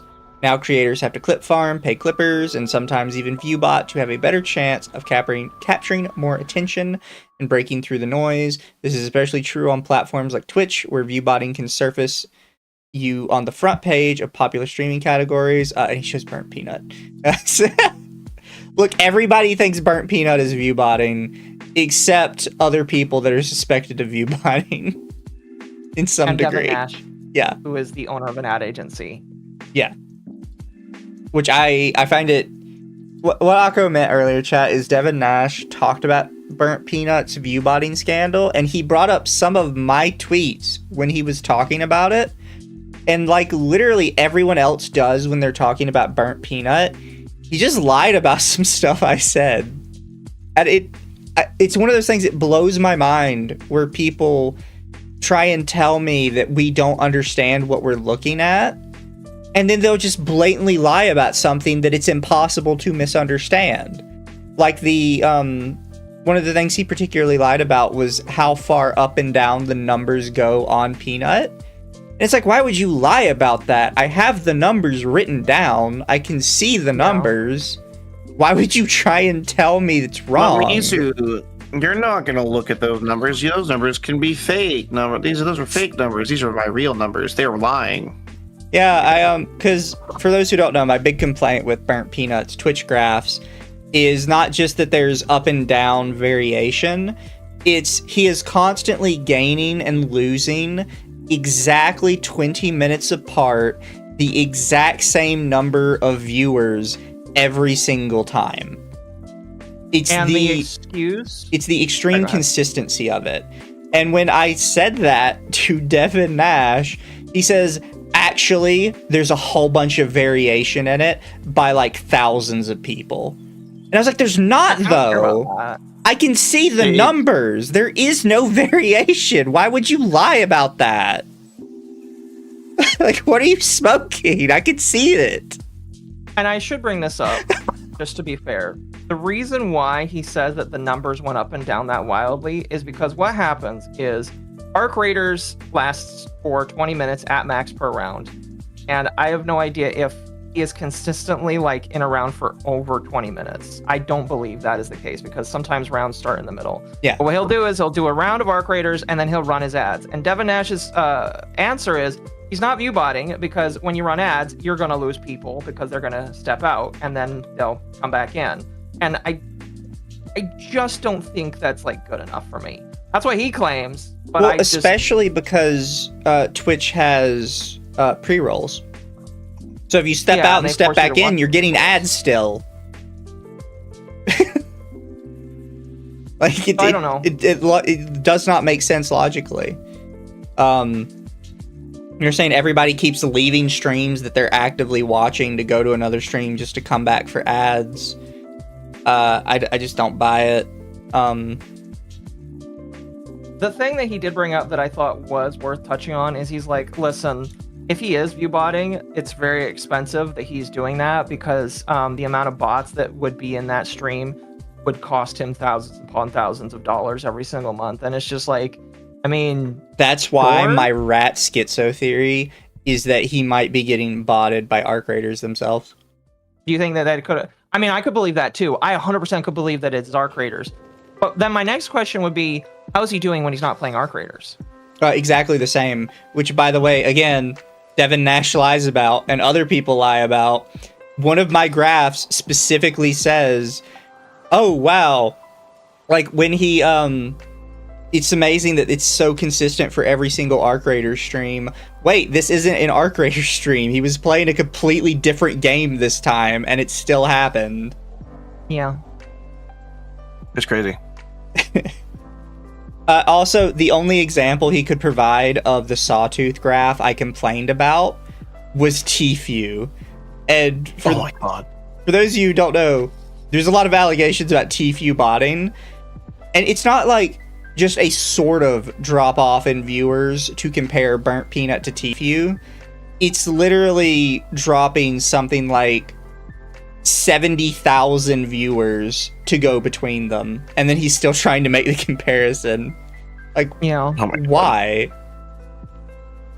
For those who don't know, last week there was a scandal where Hassan, Asmongold, Burnt Peanut, and Tfue, all for about like, I don't know how long it was for all of them. It was a different amounts of time for all of them, but all of them got 300,000 followers for like 20 minutes and then just dropped back down to nothing. Allegedly what happened is a guy who runs one of these botting websites was claiming that people were not paying him for the bots that they were ordering, so he was exposing them by showing it. And the only small streamer that was affected by that was Tfue. And I found that on complete accident, by the way. He showed up in my feed totally randomly when I found that out.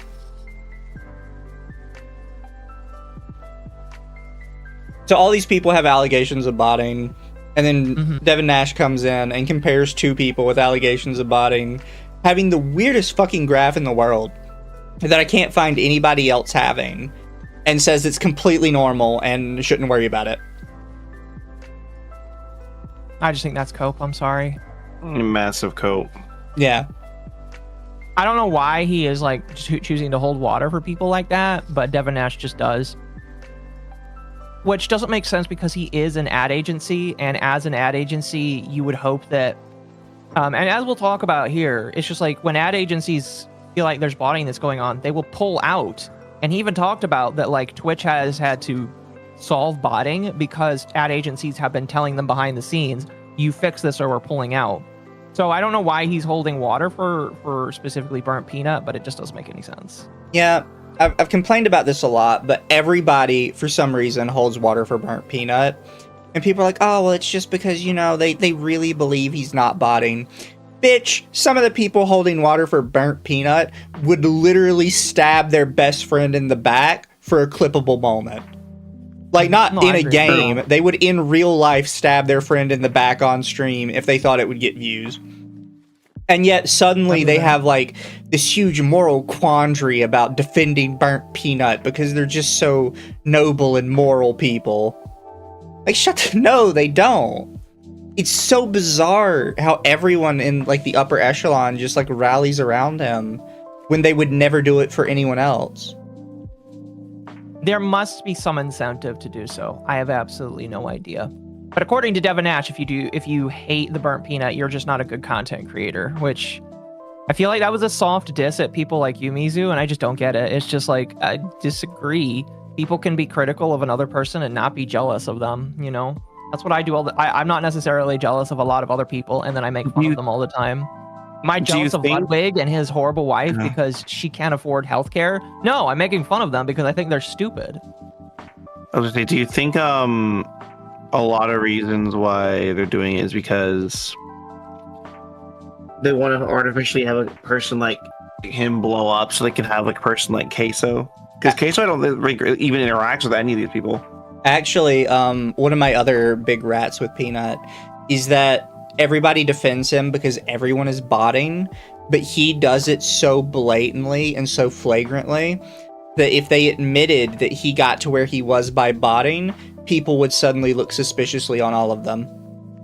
Well, I do think that... So they're not defending Peanut himself, they're defending the idea that you cannot bot to that degree. I think that is especially true, and then after reading this article, I believe it more than ever now. I just think that, like, this guy's saying the quiet part out loud, and everybody's dogging on him for it, which I think is stupid. Yeah. Even though the owner, by the way, the guy who wrote this article is the owner of Night Media. Those who don't know Night Media, they run people like, I believe formerly Asmongold. They run Hassan. They run, I believe that they also run a couple of the other like big VTubers on Twitch. They are not VTubers, just streamers in general. They run absolutely fucking massive people. So if somebody knows about viewbotting, it's somebody like this guy who's probably paid for it in the past. Also, thank you, Crazy Koala Man, for 5. He did not leave a message, but we appreciate it. We very much so appreciate it. Haven't seen you in a hot minute. By the way, before I continue reading, somebody mentioned Queso seems chill. A lot of people have tried to compare burnt peanut to Queso, and like I don't think people understands just how much bigger and faster Peanut got than Queso. That's very rude of you. Yeah, it's insanely. Queso grew over the course of like a year and some change. And he had times when he almost quit streaming multiple times. So he got to where burnt peanut currently is over like a straight year of steady growth, with maybe 6 months where that growth was accelerated, but it was still over a long time. Burnt Peanut got 99% of his followers over the course of 2 months. And it was just a straight up shot. Not a small amount. He went from getting about 10,000 viewers to getting somewhere, like, what is it now? Over... Between 50 and 70, I believe. Well, no, now he's getting like 1 million. Not live viewers, Viewers it was or like followers? total viewers. Hmm. His total viewers were about 10,000, and now he's like regularly getting like 1 million. So It's he's like pulling ridiculous. into someone's levels. Ridiculous blow up over such a tiny, short amount of time. And people are like, well, Burnt Peanut's been growing for a long time. No, he has been stagnant for like 5 years. Mm-hmm. And then he just So- exploded, coincidentally, 2 weeks before the award show, the Twitch award show. So when he was nominated for that award show, he was actually not a big streamer. He blew up for that show. His upward trend started 2 weeks before it. What's funny is Devin Nash's excuse is just that he started making content in all the right places, because he's like, oh, the only way you grow these days is by making content on TikTok and by all these other places. And like, I agree, that is how people grow. If you make clips on TikTok, if you put things on YouTube, if you bend the algorithm on these places that actually do reward you for playing the algorithm. I just don't think and I can you only believe grow those places though. The overlap is so small. It's why I don't believe the TikTok bullshit, because we factually know that when it comes to crossover between platforms, TikTok has the least crossover of any major social media platform. I believe it for pirate software, because that's how pirate software grew, is he made all those clips. But he was also and that's how spamming he them on grew. YouTube Shorts. Yeah, but like, that's what I'm saying is when it comes to shorts, when it comes to TikTok, they're saying that's the meta to grow these days, is to make a bunch of shorts, throw it up there, let the algorithm find you, and tell people to move over to Twitch. That's what they're telling you it is. I think Yeah, you're that's better why, off moving YouTube to Twitch than you are TikTok to Twitch. I mean, I Agreed. agree. I 100% agree, but like, that's the excuse that fucking Devin Nash used, is he grew because he made a bunch of TikToks and he made a bunch of shorts and he just grew off of that. And it's just like, okay, I believe that people can grow off of those platforms. When I've been consistent, I've had some success with it myself.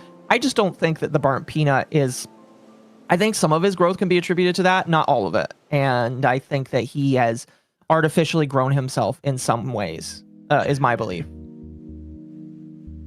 Did Devin Nash grow that much though? No, Devin Nash, no, not himself. I'm talking about Burnt Peanut. Devin Nash is kind of stagnant because he doesn't make YouTube content. He's an ad agency owner. He even admits as much. I think Because I thought you meant Devin Nash. You were saying Devin Nash grew off that. And it's like, I thought I remembered when I checked that video, it only had like 15K views. No, Devin Nash would be a lot bigger and a lot more prominent if he actually like made more content, but he owns an ad agency. According to him, he owns an ad agency, and because of that, he doesn't have time to make videos and talk about. He made a video about this. As much as he wants. About what? I mean, this is why. That's why I wanted to talk about it, is because he talked about it, and I was like, you know what, this is interesting.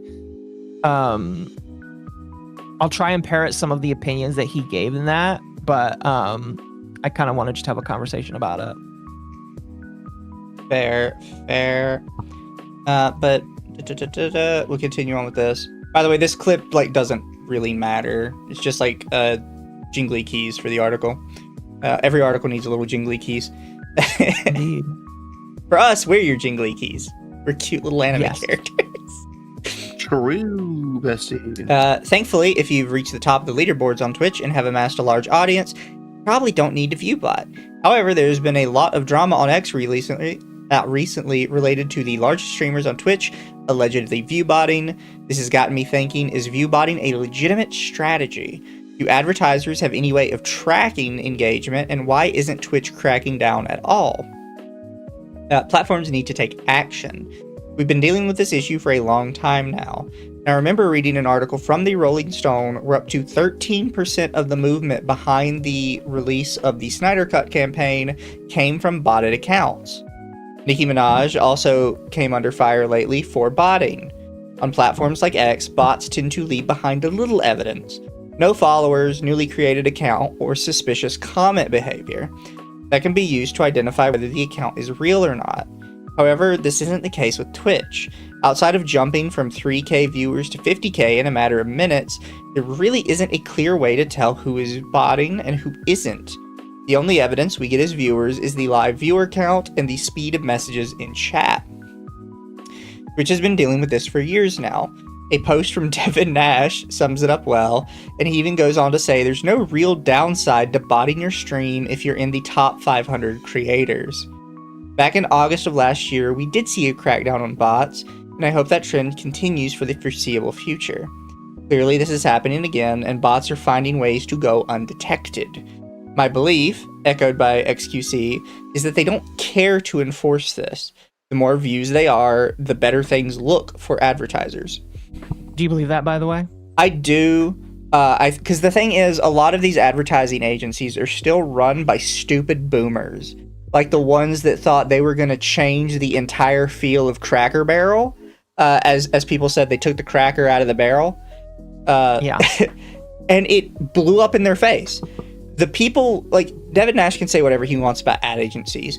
People that run advertising campaigns are retarded and have no idea how to appeal to the modern age, especially the internet crowd. They have absolutely no idea how to appeal to internet people. So for them, a lot of this probably looks like actually regular click-through rates for them, because their click-through rates have been so abysmal lately. So he talks about that a little bit in his video, where he broke it down and gave some numbers, and I kind of believe these numbers based off of the fact that, yes, he is an ad agency owner and he has done these deals. So what he'll say is, when it comes to botting, is when deals come to people, and if there are other streamers out there that have gotten these deals, I'd be curious to know if this is true.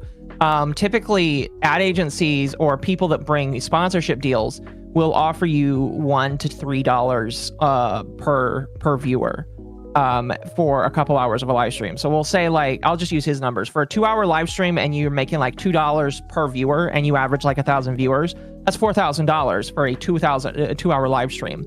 And if you Viewbot to get to 1,000 viewers and it costs you like $100 to $150 a week, not a day, a week, to get 1,000 viewers, you made $4,000 off of $150. Yeah. So that's kind of like the idea is like, why wouldn't I bot? Because I'm getting $4,000 for $150 of investment. And that's the really sucky thing, is it's so much more incentivized to do it because it's so cheap to get these bots in your system. Yeah. Yeah, you just need enough of them to get your money out of it. Yeah, and the thing is, all you can really see for ads is like click-through rate. And especially with smaller people, you probably can't see any difference in click-through rate at all, because no matter what, their effect was going to be minor. For a larger person, you probably can see some of that click-through rate, but the reality is there's like so much other stuff to take into account with that, right? Like, was the ad itself good? Or is this like the actual audience for our stuff? You know, there's a whole bunch of questions that could affect whether or not people are actually getting engaged with the ad. Right. And the reality is a lot of companies don't know how to do it with the internet.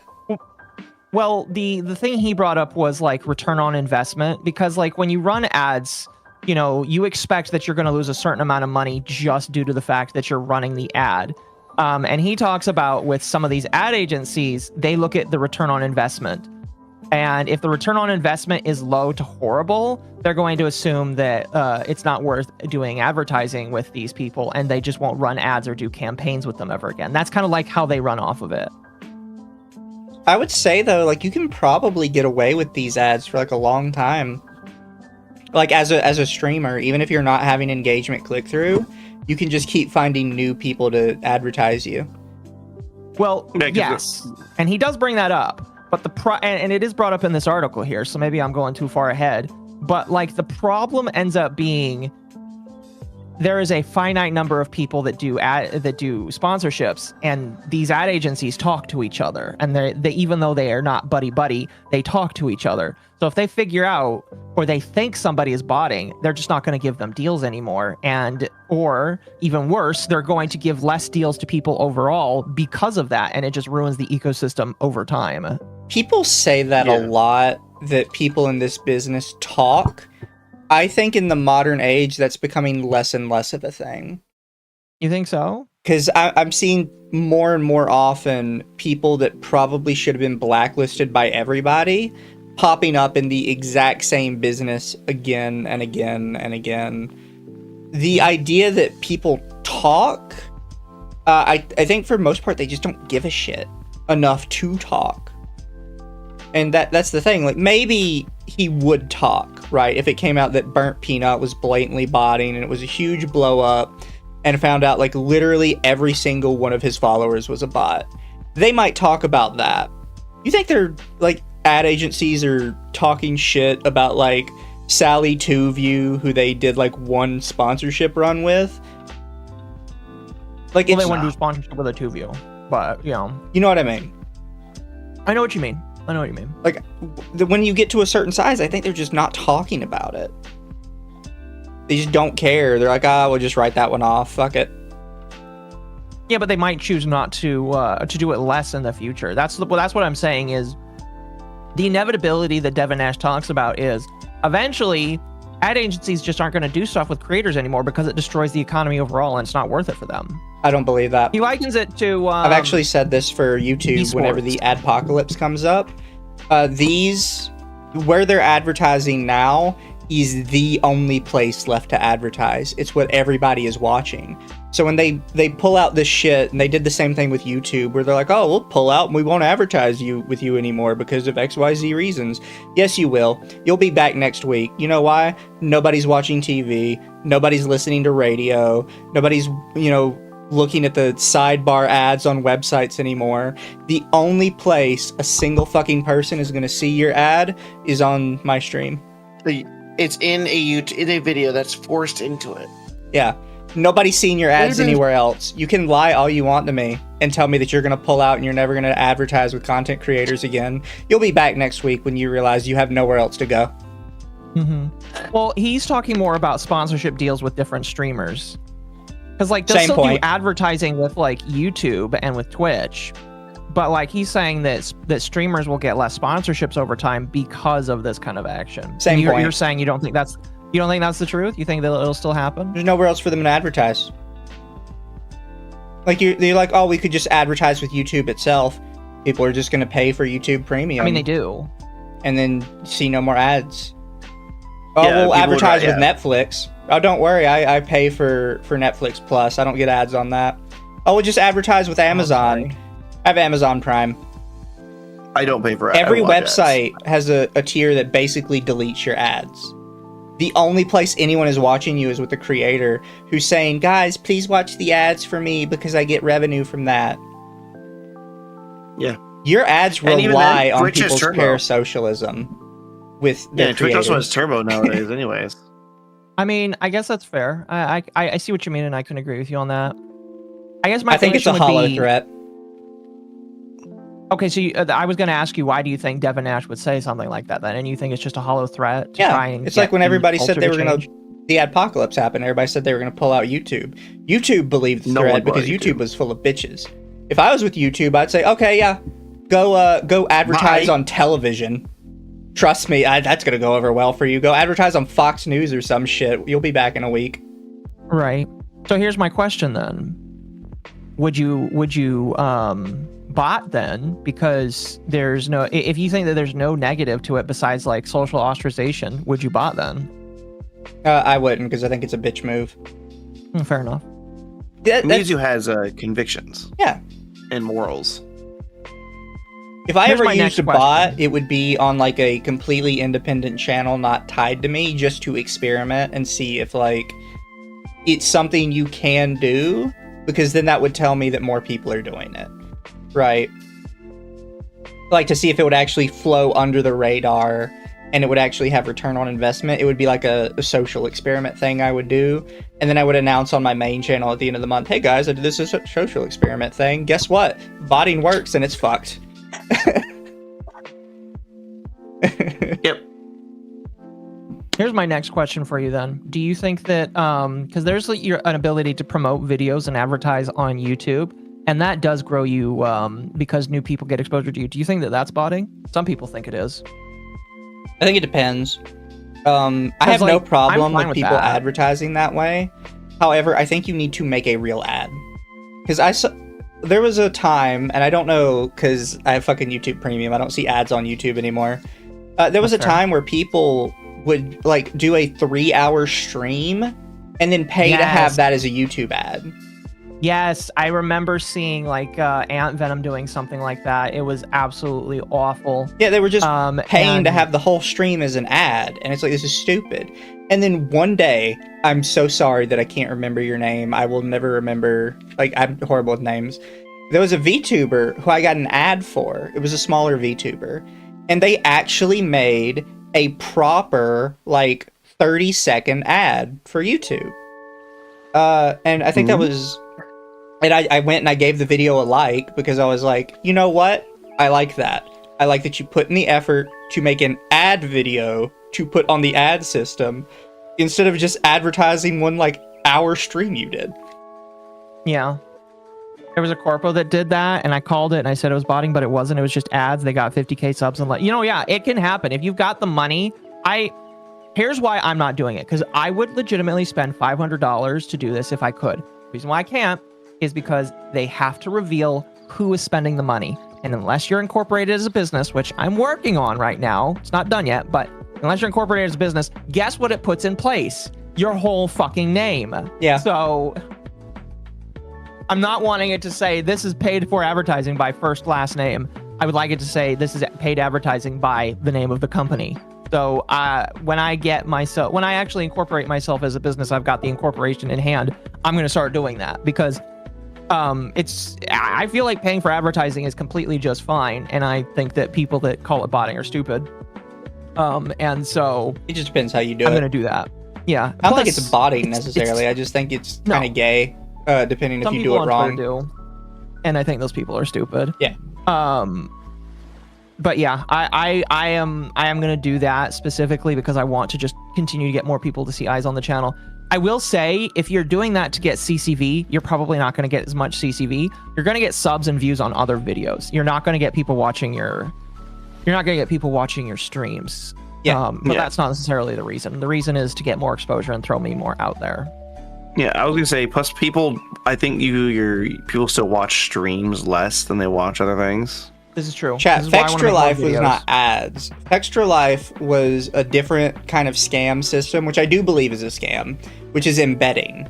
It was embedding their own streams into their website, which was a wiki website. So people were constantly going to their wiki website for all kinds of different games. And as long as you were on their website, you were giving a view to their stream. I don't mind that. This was even necessarily, worse. but it is bottom. People don't remember this, but Opera had a VTuber, Yeah, and their Yeah. debut stream, their stream was embedded into the browser itself. So their first stream had like a ridiculous. I think at the time it was the biggest debut of any VTuber in existence. Not by a small amount either. It was like it blew everyone out of the water. And it's because anyone who had the Opera browser was giving them a view. Yeah. Even if you weren't watching, even if you were on a different window, you were giving them a view. Pretty much. I don't necessarily mind embedding if you own the website, but that is a very cheeky way for people to get viewers on there. One thing that people did, funny enough, I was put up to this by Paco. Paco told me, hey, did you know you can put 1 pixel of your stream on a website and that counts as an embed and that will count as a follower? Yep. We never did it, but he wanted to do it. And I was just like, I don't know, man. It's wonky. It's crazy. I feel like that's kind of cheeky, though. Well, and then depending on how big it gets, or how big the website gets, you just look like you're botting.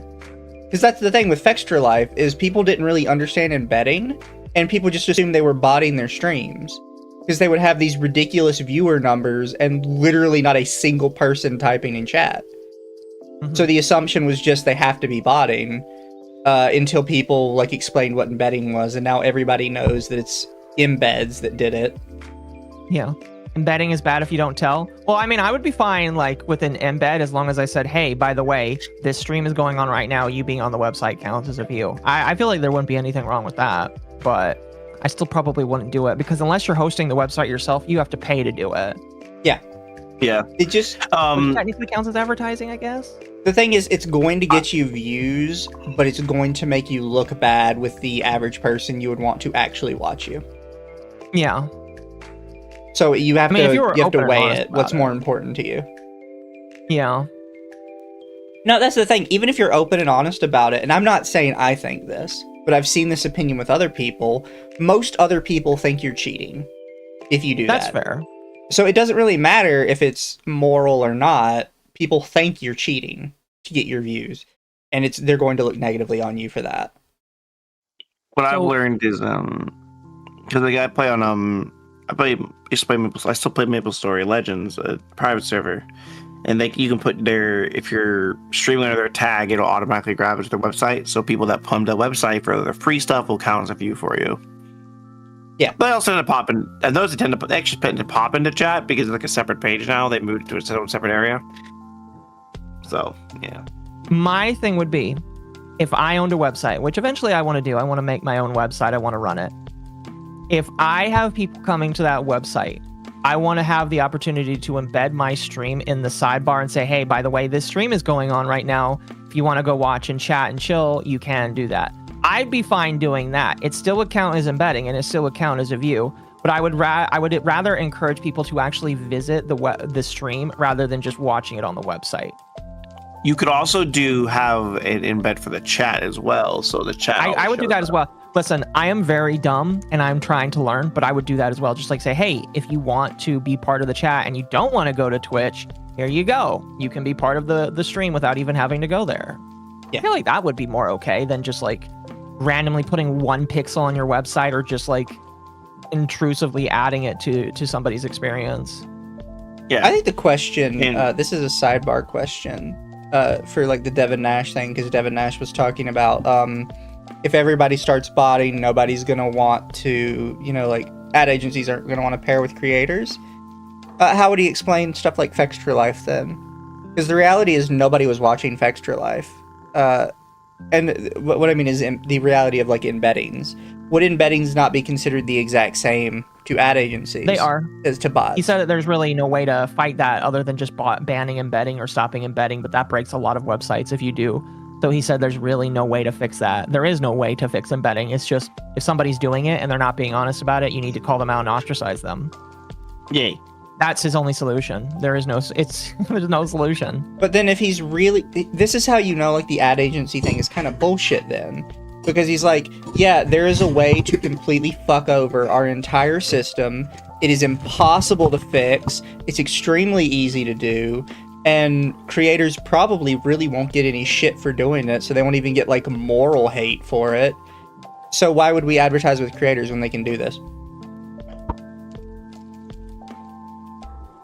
Yeah. Because it's basically saying there's a way to game your system that has effectively zero downsides. Well, the downside that he talks about is eventually people will not just want to work with these creators anymore. That's what he's saying, is it will go to that place. But that's what I mean, because the thing is it already exists with embedding. Yeah. And it's like, why would you ever partner with creators then when that's an option? And it completely fucks over your entire system. And it's not like it's a new option. It's been there forever, and it will be there forever. I guess I unless would have we to redo ask the him entire like framework of the internet, I guess. But he doesn't answer DMs, sadly. I did want to have him on to interview him at one point, but like, I highly doubt he would do that to a sub 1,000 streamer. Yeah, and it's okay. We get as many views as his streams or videos. Sorry, I know he plays Path of Exile, so I don't know if he streams himself playing Path of Exile, but he talks about it all. I mean, the we get about time. as many views as his video. It's about, yeah, something about that. His burnt peanut botting one was actually higher than normal, and it got 15K. Well, I think it's because it's about burnt peanut. Yeah. So I'm saying, like, we're fair. We're equal quality to him, I think. Well, I think he only cares about the very big players because he's friends with a lot of the big players. That's the other thing that's kind of crazy is he talks about all this stuff, but he is friends with all of these really big creators in the scene. He's been on podcasts with all these other big creators in the scene, and it's just really weird. I don't know. He is what we call the house tuba. Oh my god! I said that yesterday or the other day when me and Dama were streaming. I said Dama was my house tuba. You called me the fucking. Yeah, Royan's my field tuba. That's amazing. So they keep him around though because he's in the industry, quote unquote. But he's like, well, we got to keep the one guy on there that we totally agree with all the time. But we can tell him, don't fucking go too far into this shit. Possibly. Possible. Well, no, that's what you would do though if you're running a racket. Why does Ryan look like a need- Link Fair. Between Worlds reject NPC? You kind of Bro, do that's look like the me. Link to the. You kind of do look like the NPCs in A Link Between Worlds. That's me. Oh, when I have these eyes, it's true. Leave my girlfriend alone. Is it only when I have those eyes, or I don't know. Probably just those eyes. I like how the eyes, one eye can sometimes blink, but not the other one. Well, you can do that too. I can do that. I just have my eye blinking linked. Yeah, but his looks cute. I don't. He does it. that's because I am cuter. We should probably finish reading this at some point. Mizu and I should have a constant one-up fest of who's the cuter model. If everyone else is doing it, should you? I would never explicitly say you should bot your views on Twitch, other than in the title of this article. But the reality is, if you're not viewbotting, everyone else is, you're at a disadvantage. When you're competing in a category where you're buried if you don't have 500 plus viewers, maybe shifting your strategy to paying clippers and buying bots helps a streamer break through. I wanted to see what it would cost to bot a stream, and for $180 a week on Viewbotter, I can get 1,500 followers, 225 chatters, and 750 concurrent viewers. Not bad for less than $800 a month. And money these I don't have. companies accept crypto. That's money I do not have. Holy shit. I Nope, mean, I have not that at all. savings, but like I would not spend that much money on botting. Holy shit. Yeah, well, Chat, that's just if you wanted to do it for like this amount. Occo, chat's realizing you have a girlfriend. It's me. Yes, chat. It's Royam. Anyways, before we get off topic again, is there any way to detect viewbotting? From what I've researched about detecting viewbotting, even Dan Clancy, the Twitch CEO, has mentioned that detecting bots is a cat and mouse game. When allegations start surfacing online, streamers are left to state their case and prove that their audience is real. For brands, is there any way to tell if a streamer or someone else is botting their viewership? I couldn't find anything legitimate that I would trust. There currently isn't a website out there that you can credibly detect bots on Twitch. Someone build this and email it to me. I'm sure that he wants. And again, you have to understand, this guy owns a bunch of streamers, basically. Yeah. So I put money, by the way, that they do have a way, but again, This article got community Why- noted, by the way. It hasn't gotten community note. There are community notes attempting to be put on it. I don't think it's for. I think it's for like. We'll check it in a different minute. Reasons. Big takeaway. We've entered an era where good content alone isn't enough. Distribution tactics are.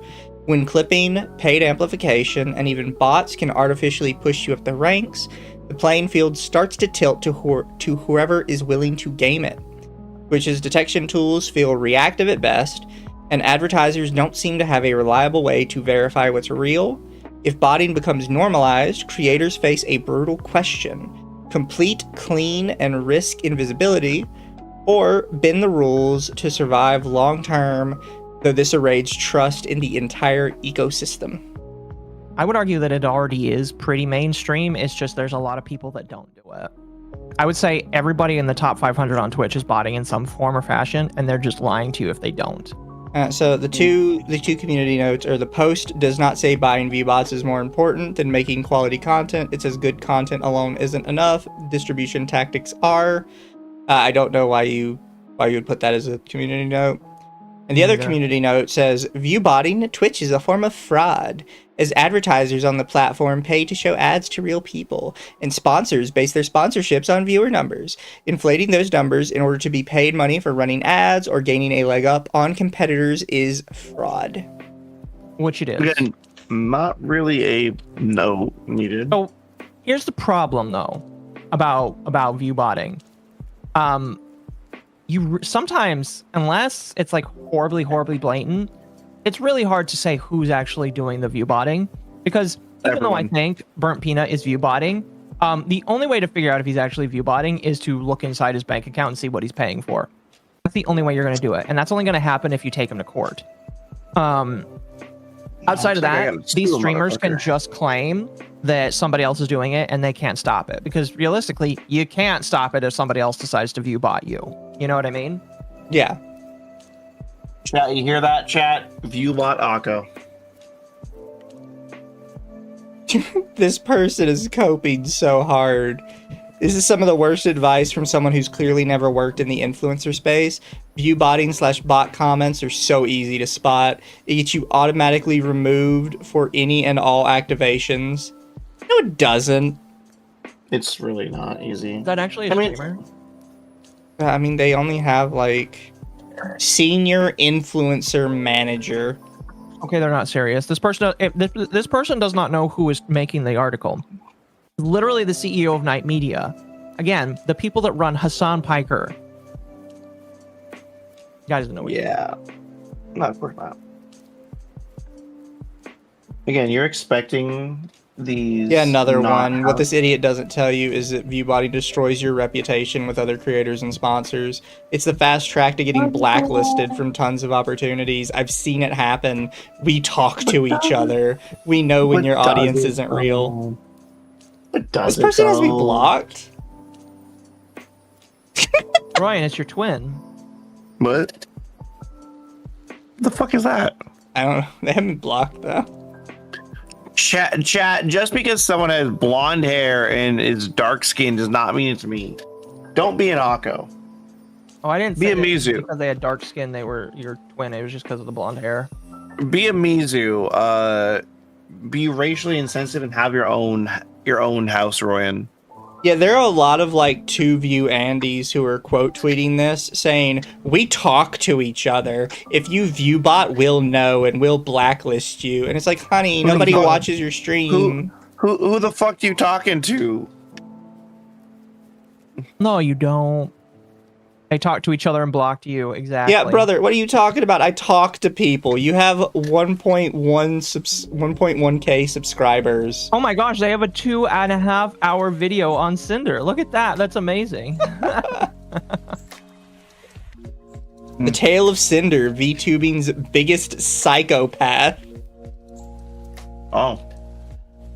Yeah, brother, Interesting. not many people are watching your videos, which I'm not, like, hating on you for, but don't go around and be like, we all talk.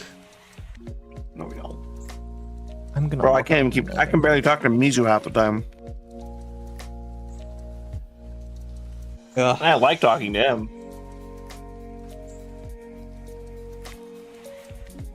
I'm putting together my figurines. How is this person a throne partner? How the fuck did they get to become a throne partner? I don't know. Maybe I should ask to be a throne partner then, because holy shit. They sucked enough dick. They're also partnered Alright. on Twitch. Are you okay? What is their Twitch? Because I saw their YouTube. What is their Twitch? Chat, Occo's having a 5,000 moment. people on Twitch. They're not. Like, Chat, okay. chat, but Occo's having a moment. they are not that big of a streamer. I'm gonna be honest with you. I want to have a woman moment one day. They're followed by Flork. Interesting. I wish I was followed by Flork. Thought Royan was Field Chuba. No. Royan is Field Chuba. No, Mama's I'm house- Mizu's field. I'm Mizu's field Chuba. I'm someone else's house Chuba, probably. Rihanna's. No, that's a boob Chuba. I'm the boob Chuba. I live in the boobs. No, that's the secret third thing, Chuba, that I talked about when me and Dama were streaming, that everybody says, well, what's the third thing, Chuba? Boob? You all know what the third thing is. In that chat, it's very inappropriate. But it's funny. Content quality has nothing to do with success. Just look at Hassan. True. No, true. Very true. Counterpoint, though. Black VTubers, your reason you're not popular is because you're not funny. Sorry, I wanted to get back on that. No, you unicorn. Viewbotting is against platform TOS. I mean, obviously, but again, the thing is, and Devin Nash even mentioned this. Twitch doesn't ban people that probably are viewbotting because they have no way to prove that it is actually the streamer that's doing it. It could literally be somebody that's doing it to the streamer for the purpose of getting them banned. So why would why would Twitch ban somebody that might not be doing it themselves? And I understand that, which is again why it's a problem, because it's just, yeah, it's a problem. And there's really no easy way to fix it. I know an easy way to fix it. Ban everybody? Yes. Oh, this is a completely irrelevant side note, chat. But I saw that Bamco was announcing that they would be releasing a new game eventually. Yesterday. Today they announced what that game is, and it's a new Sword Art Online game. Let's go! So I already tweeted about it, but for people who don't follow my tweets, despite the fact I am the world's #1 Sword Art Online hater, and I think the anime is hot fucking garbage, every single game they have put out has actually been extremely fun and unique. For some reason, the guy that can't write about an MMO to save his life without coming off like a massive tourist dumbass, every single game based on his property has been amazingly fun. What is you're saying hilarious. is, Mizu, the people that like his thing make better games than he could ever make. Yeah. This one actually looks like it's going to be pretty fun too. It's based on Aincrad, which was the first like season. All we can hope and pray for, chat, is that Kirito is not included in this game. He will be. Because one of the best SAO games is Fatal Bullet, and you get to make your own character for it, and you get cucked by Kirito the moment he shows up. You get your own harem of women to pat you on the back, and as soon as Kirito shows up, everybody's like, oh my god, it's God Kito, the legendary character. You're so awesome. You're so much cooler than the guy we're hanging out with. It's like, fuck you. Shut up. Fuck you, you harlot. I'm fucking done with Kirito. I hate Kirito. Kill him in a fire. I don't think there's gonna be another. I don't think I'm gonna have another figurine that fits in the box with Vash. I'm not exaggerating. Fatal Bullet's awesome, and you get your own like harem of women, and then Kirito walks into your room to talk to you, and everybody's like, "Oh my god, it's God Kirito, it's you!" That's funny. Hey, question. They're literally fawning over him. Like, they have animations for them to fawn over him and like do the stereotypical like, "Oh, I've got the vapors," pass out bullshit. I hate it. Question. When you, I was gonna say, I forgot what I was gonna say. Yeah, you do get cutscenes in bed with Kirito because you're a part of his harem too. Because fuck you. Wait, what? That's hilarious. No, Mizu, you never asked the question about the Chuba. What kind of Chuba is your Iskandra? The secret third kind of Chuba. You hear that, Kendra? You're moving up in the world. Hell yeah. God, I can't talk about this anymore. I will rant about SAO all day because I fucking hate this thing. And the fact of the matter is, it's become the basis for every video game related anime, and it pisses me off. Wait. What is that? What is Atari then? Oh, Atari's my wife. My wife. My wife. My wife. Kendra, you're a Chuba with me. Come on, come join me in the fields. The blue one the fields call to us. Oh, I need to take a picture of holy shit. So I've been working on my I've been trying to get all my figurines out of their boxes again. So I bought like display cases. And I put my display case down.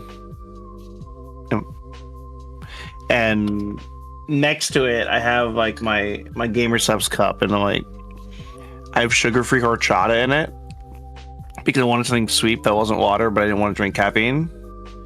I looked over at it and I'm just like, why does it look like semen? It looks like semen. What if the game was based on SAO Abridged? I am a #1 Abridged hater. That is not a good question to ask me. Most Abridged are bad. Specifically because of Hellsing Abridged. I genuinely hate Abridged. Most abridges aren't good, and they're really only even remotely good if you've actually experienced the original media. Hellsing Abridged has 3 good jokes, and all of them are done better in the anime itself, because it's literally just doing the anime's jokes, but in a funny voice. True. Which is really funny because Hellsing Abridged has good. I mean, Hellsing itself has good jokes. Like, I don't know if anybody's read the manga of Hellsing. It's really good. So my take, because some people in chat probably have not heard this take before. I hate Hellsing Abridged because Hellsing Ultimate itself is so ridiculously over the top and way too serious for what it is that it is naturally comedic, right? Like, they have an entire scene where a robot Nazi starts talking about bombing England because I guess he's still salty about World War II, and instead of hating America, he just hates England. And then the fucking Catholic Church shows up and starts dropping napalm in the shape of angels. And the only joke Hellsing Abridged could think to do with that was to have him say, "We are Nazis," and then have the Catholic Church show up and go, "We hate Protestants." It's the only joke they could come up with for that. It's the best they could do. Yeah. It's so dumb. I hate it. I could rant about anime content all day. I think people have learned that I actually am like a weeb, and this stuff pisses me off.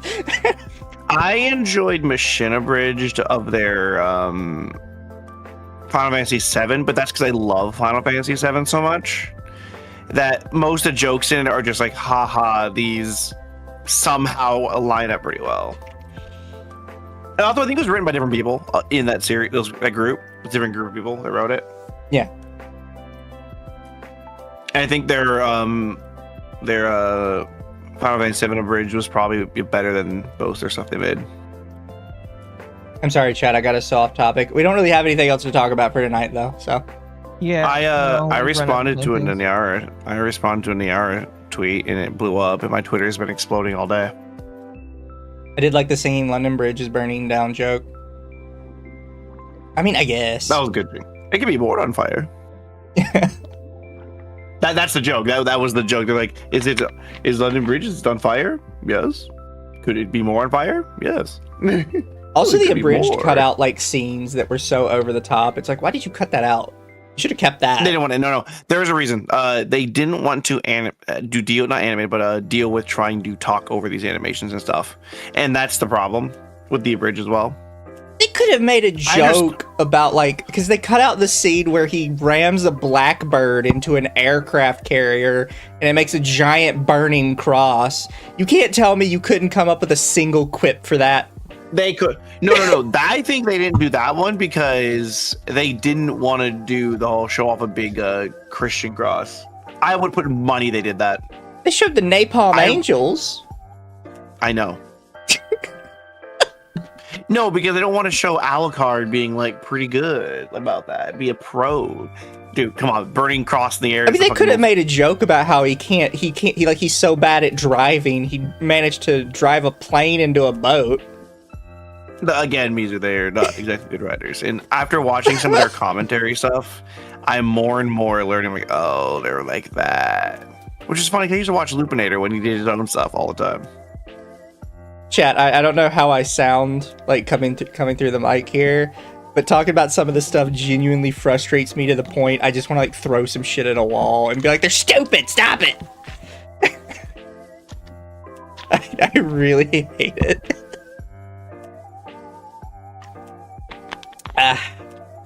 Also, the only good original joke from that whole thing is them playing the Andrew WK song, and that's just because Andrew WK is good. It's not even them. That's not even them. It's just Andrew WK at that point. Like I said, I do like some of the jokes with what's it called? There's some good jokes with some of like the Nazi vampires. There's some really good side jokes, but they're like I said, there's one-off jokes, right? Yeah. Like I said, the whole London Bridge thing, where it's like, well, they're doing the whole like songs of all the stuff, and they're like, yes, the first one that gets down there can sing London Bridge. If you burn it down, you can sing it, and it's funny. It's like, haha, funny joke. Like that's a bit of a meta joke, obviously. Yes, we all know about the song. What's your opinion of SAO Abridged? The funny thing about SAO Abridged is it really only covers the first 12 episodes of SAO. And the thing is, the first 12 episodes of SAO are the only good episodes. Lamau. So people like praise the Abridged for how good it is, but they're abridging the only part of the series that's actually good. Yeah. Like it kind of falls apart after that. Also, the entire Team 4-star team has like some weird views on piracy as well. They won't even defend their own creation because they're kind of bitch made. I mean, that's Yeah. typically what happens with some of these good productions. They act like they're ladder pullers, essentially. Yeah. Mizu, I'm gonna pull the ladder up under you. It sounds I'll like a be the only sexual field innuendo. I'll be the only field Juba. If you do watch SAO chat, only watch the first 12 episodes. Not the first season, the first 12 episodes. We don't talk about Alfheim. A literal nobody, a literal who, once again, thinks a literal who thinks the Loligod Requiem is about how much she hates lollies. Oh, that's... The people do that all the time. I know. How come if you search Takahata on Twitter, the first thing that pops up is my tweet about it?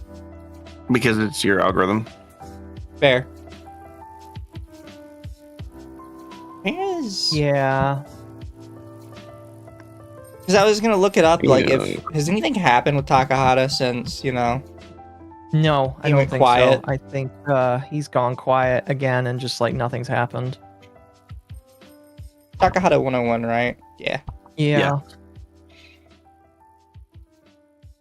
It's, I don't think he's done anything the since then. statement... Yeah, the statement is the last thing on his profile from September of last year. Yep, no replies to anything. That was it. He has not come back You can yet. show off my current sketch I posted in the sign chat. I'm pretty sure we all read that. Yeah. Anyways, sorry, chat, that we're still... We're just going off on the side tangent. I mean, I like something like citations. that. I see you typing to me, by the way.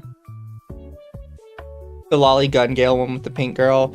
It's SAO Gun Gale Alternative, which is actually fine. I believe somebody told me he didn't write it, though. I'm pretty sure he did write it, but I think it's so competently made that most people just assume he couldn't have written it. Hold on, you use Brave Wasn't and the you haven't movie- put a custom background in? No, I'm lazy. I don't have a custom background either. Just do custom background of your art. I'm sure you've got That's a lot. plenty. Oh wait, lazy. he didn't write it. Never mind. Who and did he write the movie? I don't know. I heard the movie was decent. I could have swore that he wrote Alternative, but says no, it's a spin-off light novel series wrote by Kichi Igasawa. That's hilarious. It's not written by Reki Kawahara. Probably for the better. I just assumed he wrote it. I guess not. Yeah, it's Gun Gale Online Alternative. SAO Alternative is the only good, like, fully competently made SAO property that's an anime. If you want to see something funny, Sylvie got into a massive slap fight tonight and spiraled all the way to hell. On which one of his 7 Ew. accounts? Right. You know, we were talking about him earlier. He had that one on Reddit. That was hilarious. Absolutely hilarious. Oh, was he Sylvie fighting with decides to go Taiga? to Reddit. Is he going? Is he fighting? Or is this just something else? I don't. Okay. Tiger just needs to. Ugh.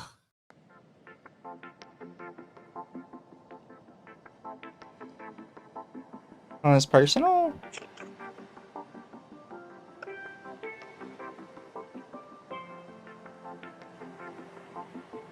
No, he's trying to beef with Banana Juju.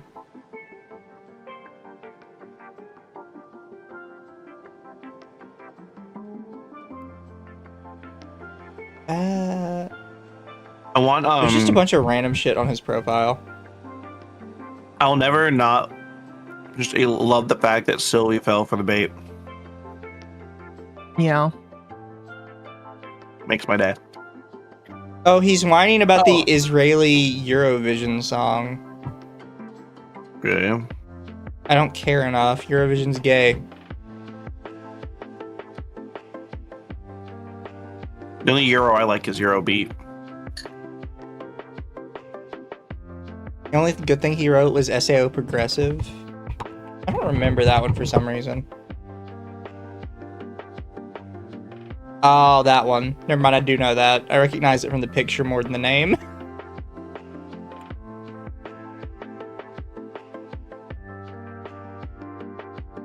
Helldivers 2... What did Helldivers 2 do? Helldivers 2 do now? Weren't they just fine like the other day because they're finally making Helldivers Light the main run of the game? Yeah. Yeah, so Helldivers, for people who don't know, or who haven't played Helldivers for a long time, Helldivers itself is like 120 gigs, but they have a light version, which trims the game down to 20 gigs. Isn't that apparently because Sony was just like not letting them do it? I don't know if Sony wasn't letting them do it, but it's claimed that for like to lower load times on hard disk drives, you basically have to just duplicate assets over and over and over again. And it's the only way to like reduce load times. And they were more concerned with reduced load times than they were the game not taking up the entire disk space you had. It's funny because I haven't even noticed the difference in load times. Yeah. Well, because the load times are still long. The thing is, it doesn't affect you if you have a solid state drive. Oh, right. It's only supposed to affect hard disk drives. I'm sorry though at this point. Sorry, what is only affecting hard disk drives? Helldivers. The load times for Helldivers. The 120 gig yeah. versus 23 gig downloads, they're only supposed to affect hard disk drives. To my knowledge. Yeah, they do. Yeah, and I'm going to be completely honest with you. If you're using a hard disk drive to play video games these days, I understand it's expensive, but you need to at least get an SSD of 1 terabyte for your video games. Most video games these days, it's not expensive anymore, though. SSDs are cheaper than hard. They're not as cheap as hard disk drives, but SSDs now are cheaper than hard disk drives were back then, when it was the only option. Occo, I literally just like when I bought my laptop, $100 for 2 terabytes. $100. How long ago did you do that? That was when I was trucking over the road. Okay. Well, obviously now it's a bit fucked up right now because of the current situations. All right. But Helldivers was released long before this was a problem. A 1 terabyte SSD. Well, okay. For listen, if you just want 1 terabyte, let's go with the minimum of 1 terabyte. You're looking at between $150 to $200 for a SATA SSD. If you want like a Samsung PCIe, a Samsung like Pro, you're probably looking at $200 because of the field right now. It's not as expensive, and it is definitely cheaper than like an HDD. But yeah, I would agree that these days you cannot game off of a hard disk drive anymore. It's just too slow, and the games are gonna punish you for it. Yeah, that's what I think. Because I did this like years ago. I bought so I have like 4 hard drives at this point. I have my main hard drive, which is like my SSD SATA, my big speedy hard drive to load up fast.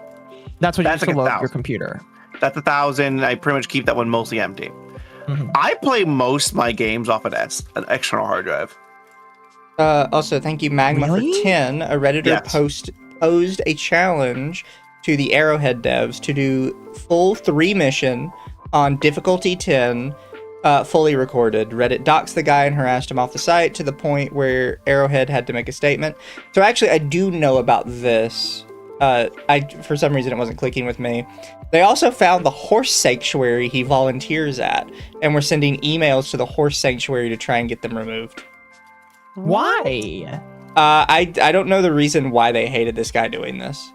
Reddit. That makes absolutely no fucking sense. I hate Reddit so much. Reddit needs to fucking die. I was gonna say though, real quick, the whole hard drive thing. Yeah, I play most of my hard drive games off an external hard drive SD. I do a lot of storage space on my disk drive still because they were cheap. I need a lot of storage for recordings. Also, thank you, Cauldroneer, for 10. Says T-Tax. We don't tax your T-chat, because then you'll have to throw it in the harbor, because we're American. Yeah, this is true. Shakable says large HDDs are only really for archiving. This is true.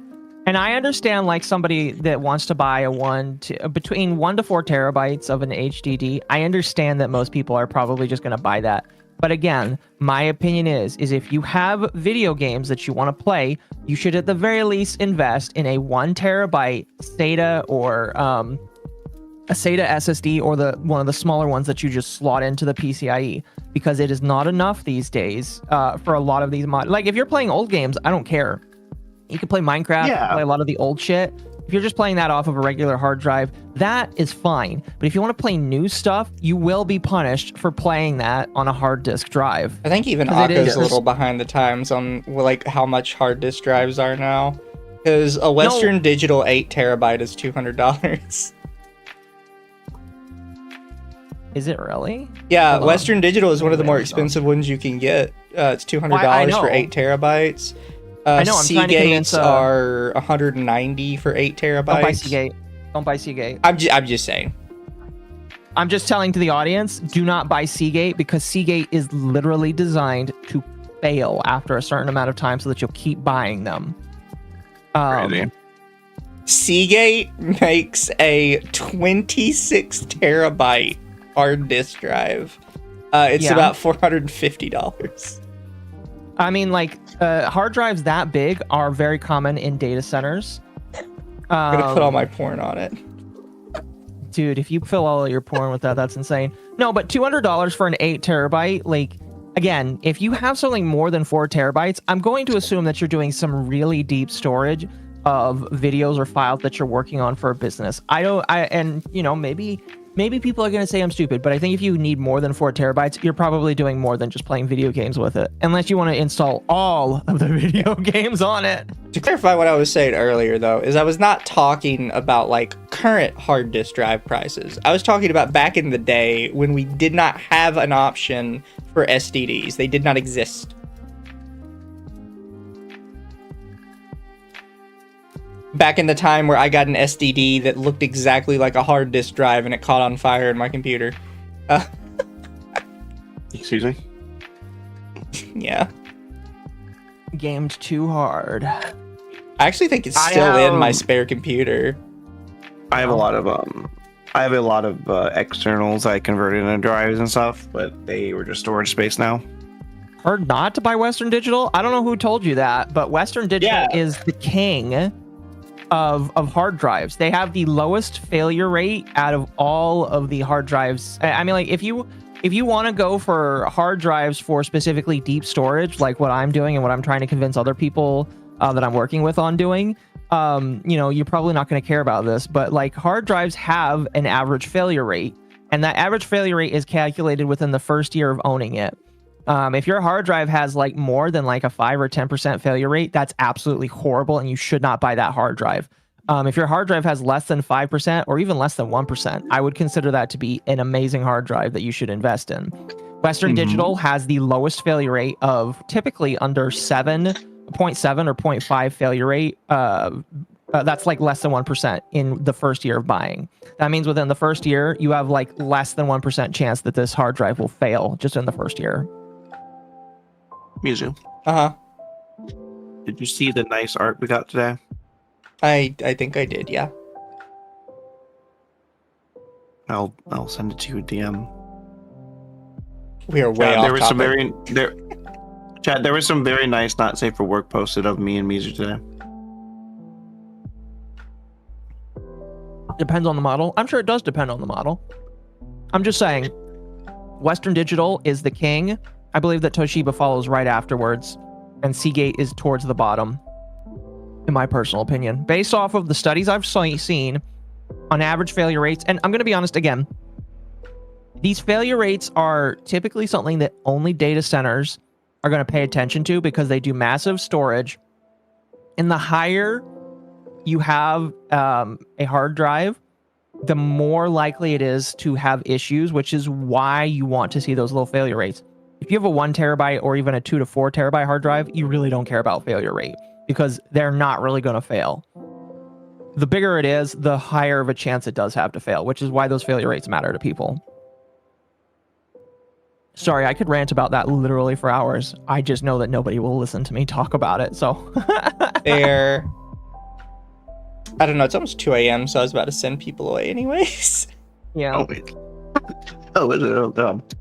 Although I hope you guys enjoyed our autismo. I know I did. sometimes we get a little off topic. And for once, it wasn't my fault. It was supposed to be a topic. Well, I mean, it's random topics tonight for the most part. Yeah, again, there was stuff that happened this week. Not really a lot that's like full stream dedication, you know? Again, the Leaf stuff is over. No need to talk about that anymore. The lolly VTuber thing is literally just, she's a lolly and we don't like her and I don't care about that, you know? So like, there's really not that big. I don't know, unless there's something massive. Oh, there was one other thing I wanted to talk about briefly. Real quick, while you talk about that, I'm going to go ahead and prompt chat with this. After Occo's done, do I send you guys to Doki Bird or Pippa? That's a good It's question. Pippa's birthday. Chat. Pippa. There is a video. Oh, I forgot the other thing we were going to talk about too. By Rob's Media on OTK. Rob's Media does okay stuff. He made a video on legal mindset I don't agree with at all. And there's a couple other ones that are really good. Like he did one on Hassan Piker and he's done one on other idiot influencers like Sneeko. But he made a video on OTK. And I would recommend you watching it because it does talk about a lot of the controversies that happened with an OTK. Again, for those that don't know, OTK is Asmongold, formerly Mizkif, formerly Tectone, formerly Lakari, and so many other people that are formerly because they left.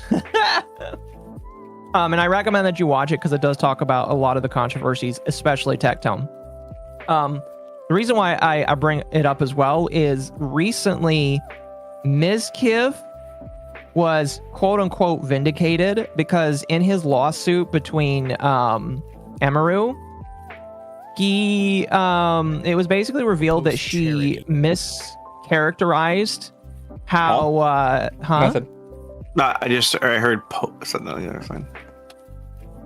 Well, what I was going to bring up really quickly, and we don't have to play the clip, but like basically it came up that Emaru lied or mischaracterized how she discussed what she claimed was sexual assault by Mizkif, and he cried about that because he's like, oh my gosh, I've been totally vindicated. I don't think he's totally vindicated yet because like he's still in court with her, but like now, unfortunately, there is a chance that she lied about the characteristics of her saying that she was sexually assaulted by him.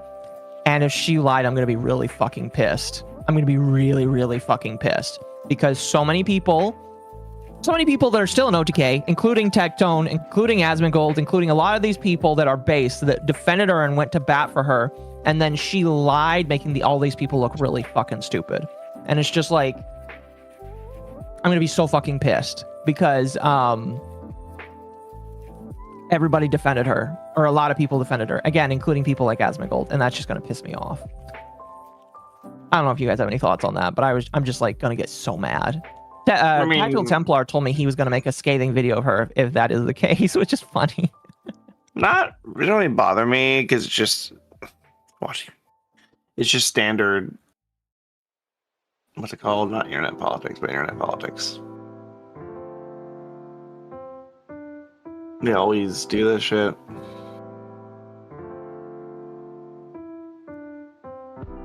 As a side note, all the the women on Twitter are complaining again because the men think the FBI agent in Resident Evil Requiem is cute. I mean, There's a problem shoot. with that? Of course, men are not allowed to find anything attractive. It makes them gooner diddy blood some shit. I don't know what the word is this Okay. today. That's why you don't believe women without proof? Well, that's what I'm saying. But again, so many people, again, Tectone, Asmongold, they're all like, oh, we know, and you need to trust her. And it's just like, I'm sorry, I don't trust her. She needs to prove it.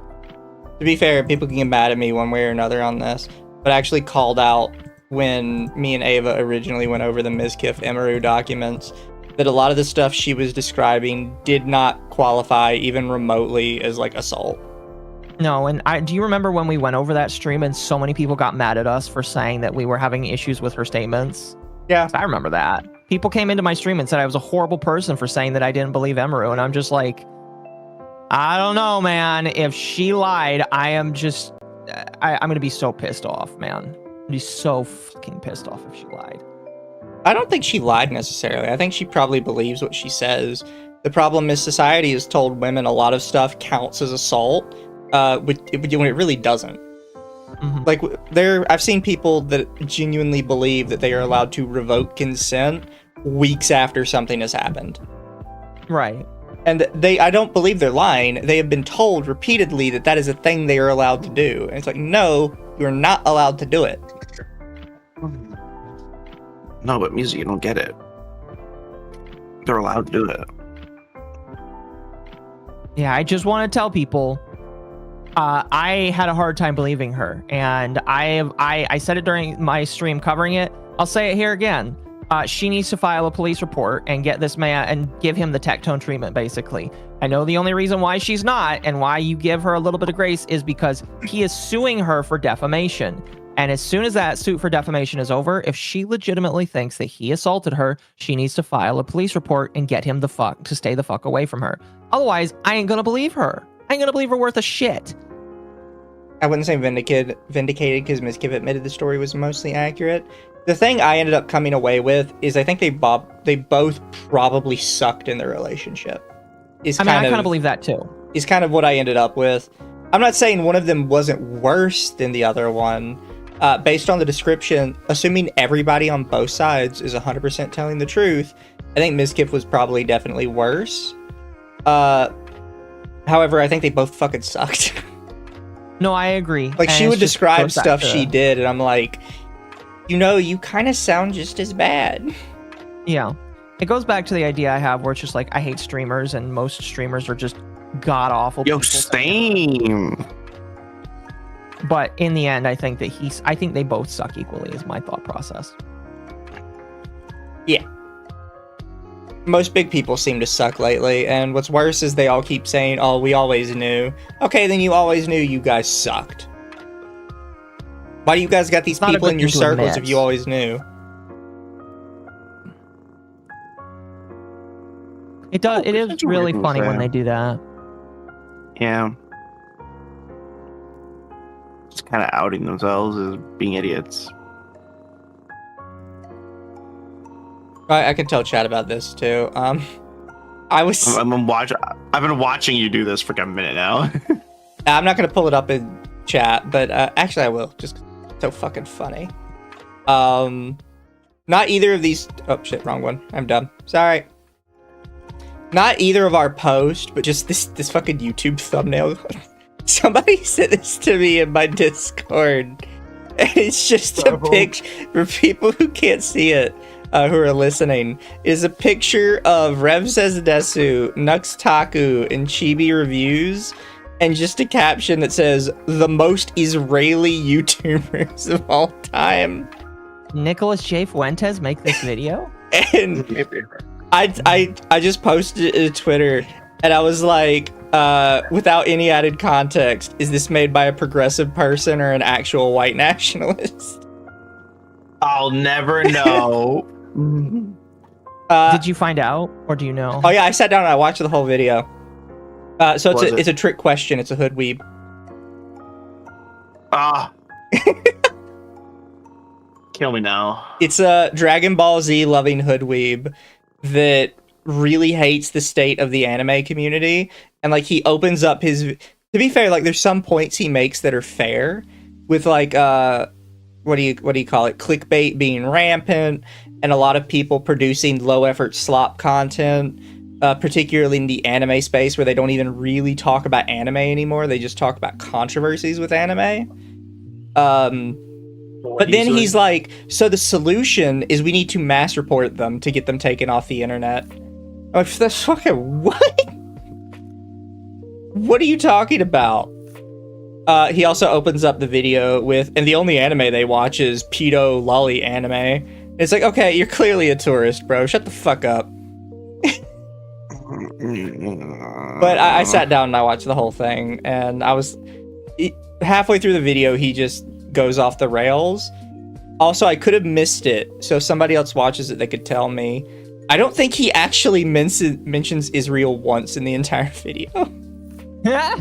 He's a clickbaiter. I think because all he does is he calls them grifters and saying they're doing it for money. I think he's saying they're Israeli because they're greedy, and he's playing on like Jews are greedy stereotype. I don't know like what he's going for, because he never actually mentions Israel the whole time. That's amazing, Mizu. It's just randomly included in the thumbnail. I absolutely love this. You might need to send this to me so that I can listen to it myself. I'm also excited because he says this is a small part of a bigger video that's coming. Oh my gosh, really? Yeah. Does he mention Nux? He mentions Nux, Rev, and Chibi. But what's funny is even though Chibi, as you can clearly see, is front and center in this thumbnail and is the only person you can see 100% completely, the only thing he says the entire video is, actually Chibi did used to make good anime reviews, but now he's a grifter too. And that's all he says. You know what's funny? I bet you I could make a better video about, like, I would obviously take the Israeli thing out of there because I feel like using that is like retarded. I'm pretty sure I could make a better video about this and bring up real critiques about these content creators. Because I'm sure I have had real critiques about these content creators and what they have done. So it's just like, this guy sounds like an absolute schizo in my personal opinion. Oh yeah, no, the read I got from it was that he's just jealous that these guys make money and he doesn't. You know, I would believe that. He constantly brings up how he's not making money, but these guys are making like X amount. He even does like a calculation on how much he thinks they're making per month. How much does he think that they're making? I don't remember the exact number. I will say, I'm going to work on a video about this. My last video that I wanted to make got scrapped because I was softly asked not to make it, and I said, okay. I want to make a video talking about how content creators are being given a free audience. With it, like, this is a phenomenon that has happened within the last year and a half. We saw it happen last year when Men's Mental Health Month came around, and so many creators like boosted themselves from that. I want to make a video just like telling people, hey, you realize these people are big because you put them there and you gave them the attention. If you want this to stop, I'm going to say, if you want this to stop, you should not do that. But I'll also include at the end, I know that this isn't going to stop because people are too stupid to realize that they are the reason why these creators are big, and they will continue to do this. So I'm going to make a video talking about that because it's like, it's something I'm very interested in studying. The phenomenon of all these creators coming up. You know, like I asked Banana if she could send me like what happened to her within the last day, because I'm sure that that's helped as well. I think of Banana, I think of Powder, I think of like a lot of these female content creators, you know. And again, you know, like Chibi is a good example as well. I mean, like there is a space, and people have perfected the idea of getting rage bait on the internet. And for some people, it's not intentional. You know, for a lot of these creators, I don't think it's intentional. But they get rage bait, and then it boosts them into the stratosphere. And then if they continue doing it and they're a good content creator, they're successful. They are absolutely massively successful. And I think that's something that's worth studying. Yes. You can probably make the most slop YouTubers of all time. No, Armchair just did a React slop streamer thing. I haven't watched it. Do you know how good it was? No, it's 5 hours. Oh, fuck no. I'm sorry, Armchair. I love you, Armchair, but I don't give a shit enough about React slop to watch 5 hours of you talking about it. For the audience, where can I get one? Although Mari Yume is brought up. It's one of the React slops. I am going to give this advice to anybody that is listening right now. If you want to be a content creator that gains an audience, all you got to do, there's a little bit of luck that's involved with it, but I will tell you exactly how this works. You need to pick a topic that is very divisive, that a lot of people have their thoughts and minds in right now. Let's just take Iran, for example. You need to make a post that is divisive enough to get attention, but also likable enough that the people that you want to attract will like you. And then just go ham on that. And then once you do that and you get some traction from it, you then need to make clips of yourself talking about it to further spread it. And then when people come at you and people get mad at you, you have to respond to them. You have to keep a level head and respond to them and make them more upset, because that's how I've seen these people grow. And I mean, Powder is doing it very successfully right now, where she'll say something on Twitter, people get pissed off at her for it, and then she plays into it. And guess what? She's getting so much attention from it. So that's how you do it. Also, as Zahara said, he was setting up a guide and picking out the creators. They didn't actually do it. So it's technically a pre-stream for the React Slop stream. Oh. So he will do it in the future. So what you're telling me is it will be 5 or 6 hours longer then. It'll be 10 hours, yeah. How many VTubers are rage baiters now? I mean, yeah, that's just kind of the way it is for a lot of these people. I will say some of them are probably sincere. I am not going to give my list of VTubers that are or are not sincere, because in the grand scheme of things, that is my opinion, is not done by any fact or logic or reason. And if I give my opinion, people are just going to say that I'm a hater, or they're going to say that I'm wrong, and they have every reason to do so because I have no proof. And here's the best part. I am a hater. Better than your opinion. So, you know, obviously I have opinions on a lot of these creators, but I also believe that there's genuine ones. And it's really kind of difficult for you to point out the ones that are versus aren't, because they can just say that you're a hater and all that kind of stuff. So, but hear me out. My opinion is better than your opinion. Are you saying that my opinion to make you my girlfriend was a bad opinion? Yes. Okay, then we'll have to break up then. I will say I actually do find kind of the rage baiting boring as well, because it's not interesting, right? I said it years ago when people thought trolling was the funniest thing in the world. Is like, all you really do is kind of make yourself look like an idiot, so somebody else can also look like an idiot with you. I don't know, Mizu. A lot of these girls get a lot of attention. Yeah, I know, but I think to me, it just makes them look like an idiot. That's a professional idiot. Yeah. I just think like there's other stuff you could do that has like actual like artistic merit behind it. I'm not saying it's not successful. I'm not saying you have to do something else. I just think, you know, you have potential in there to do something cool and you're just not.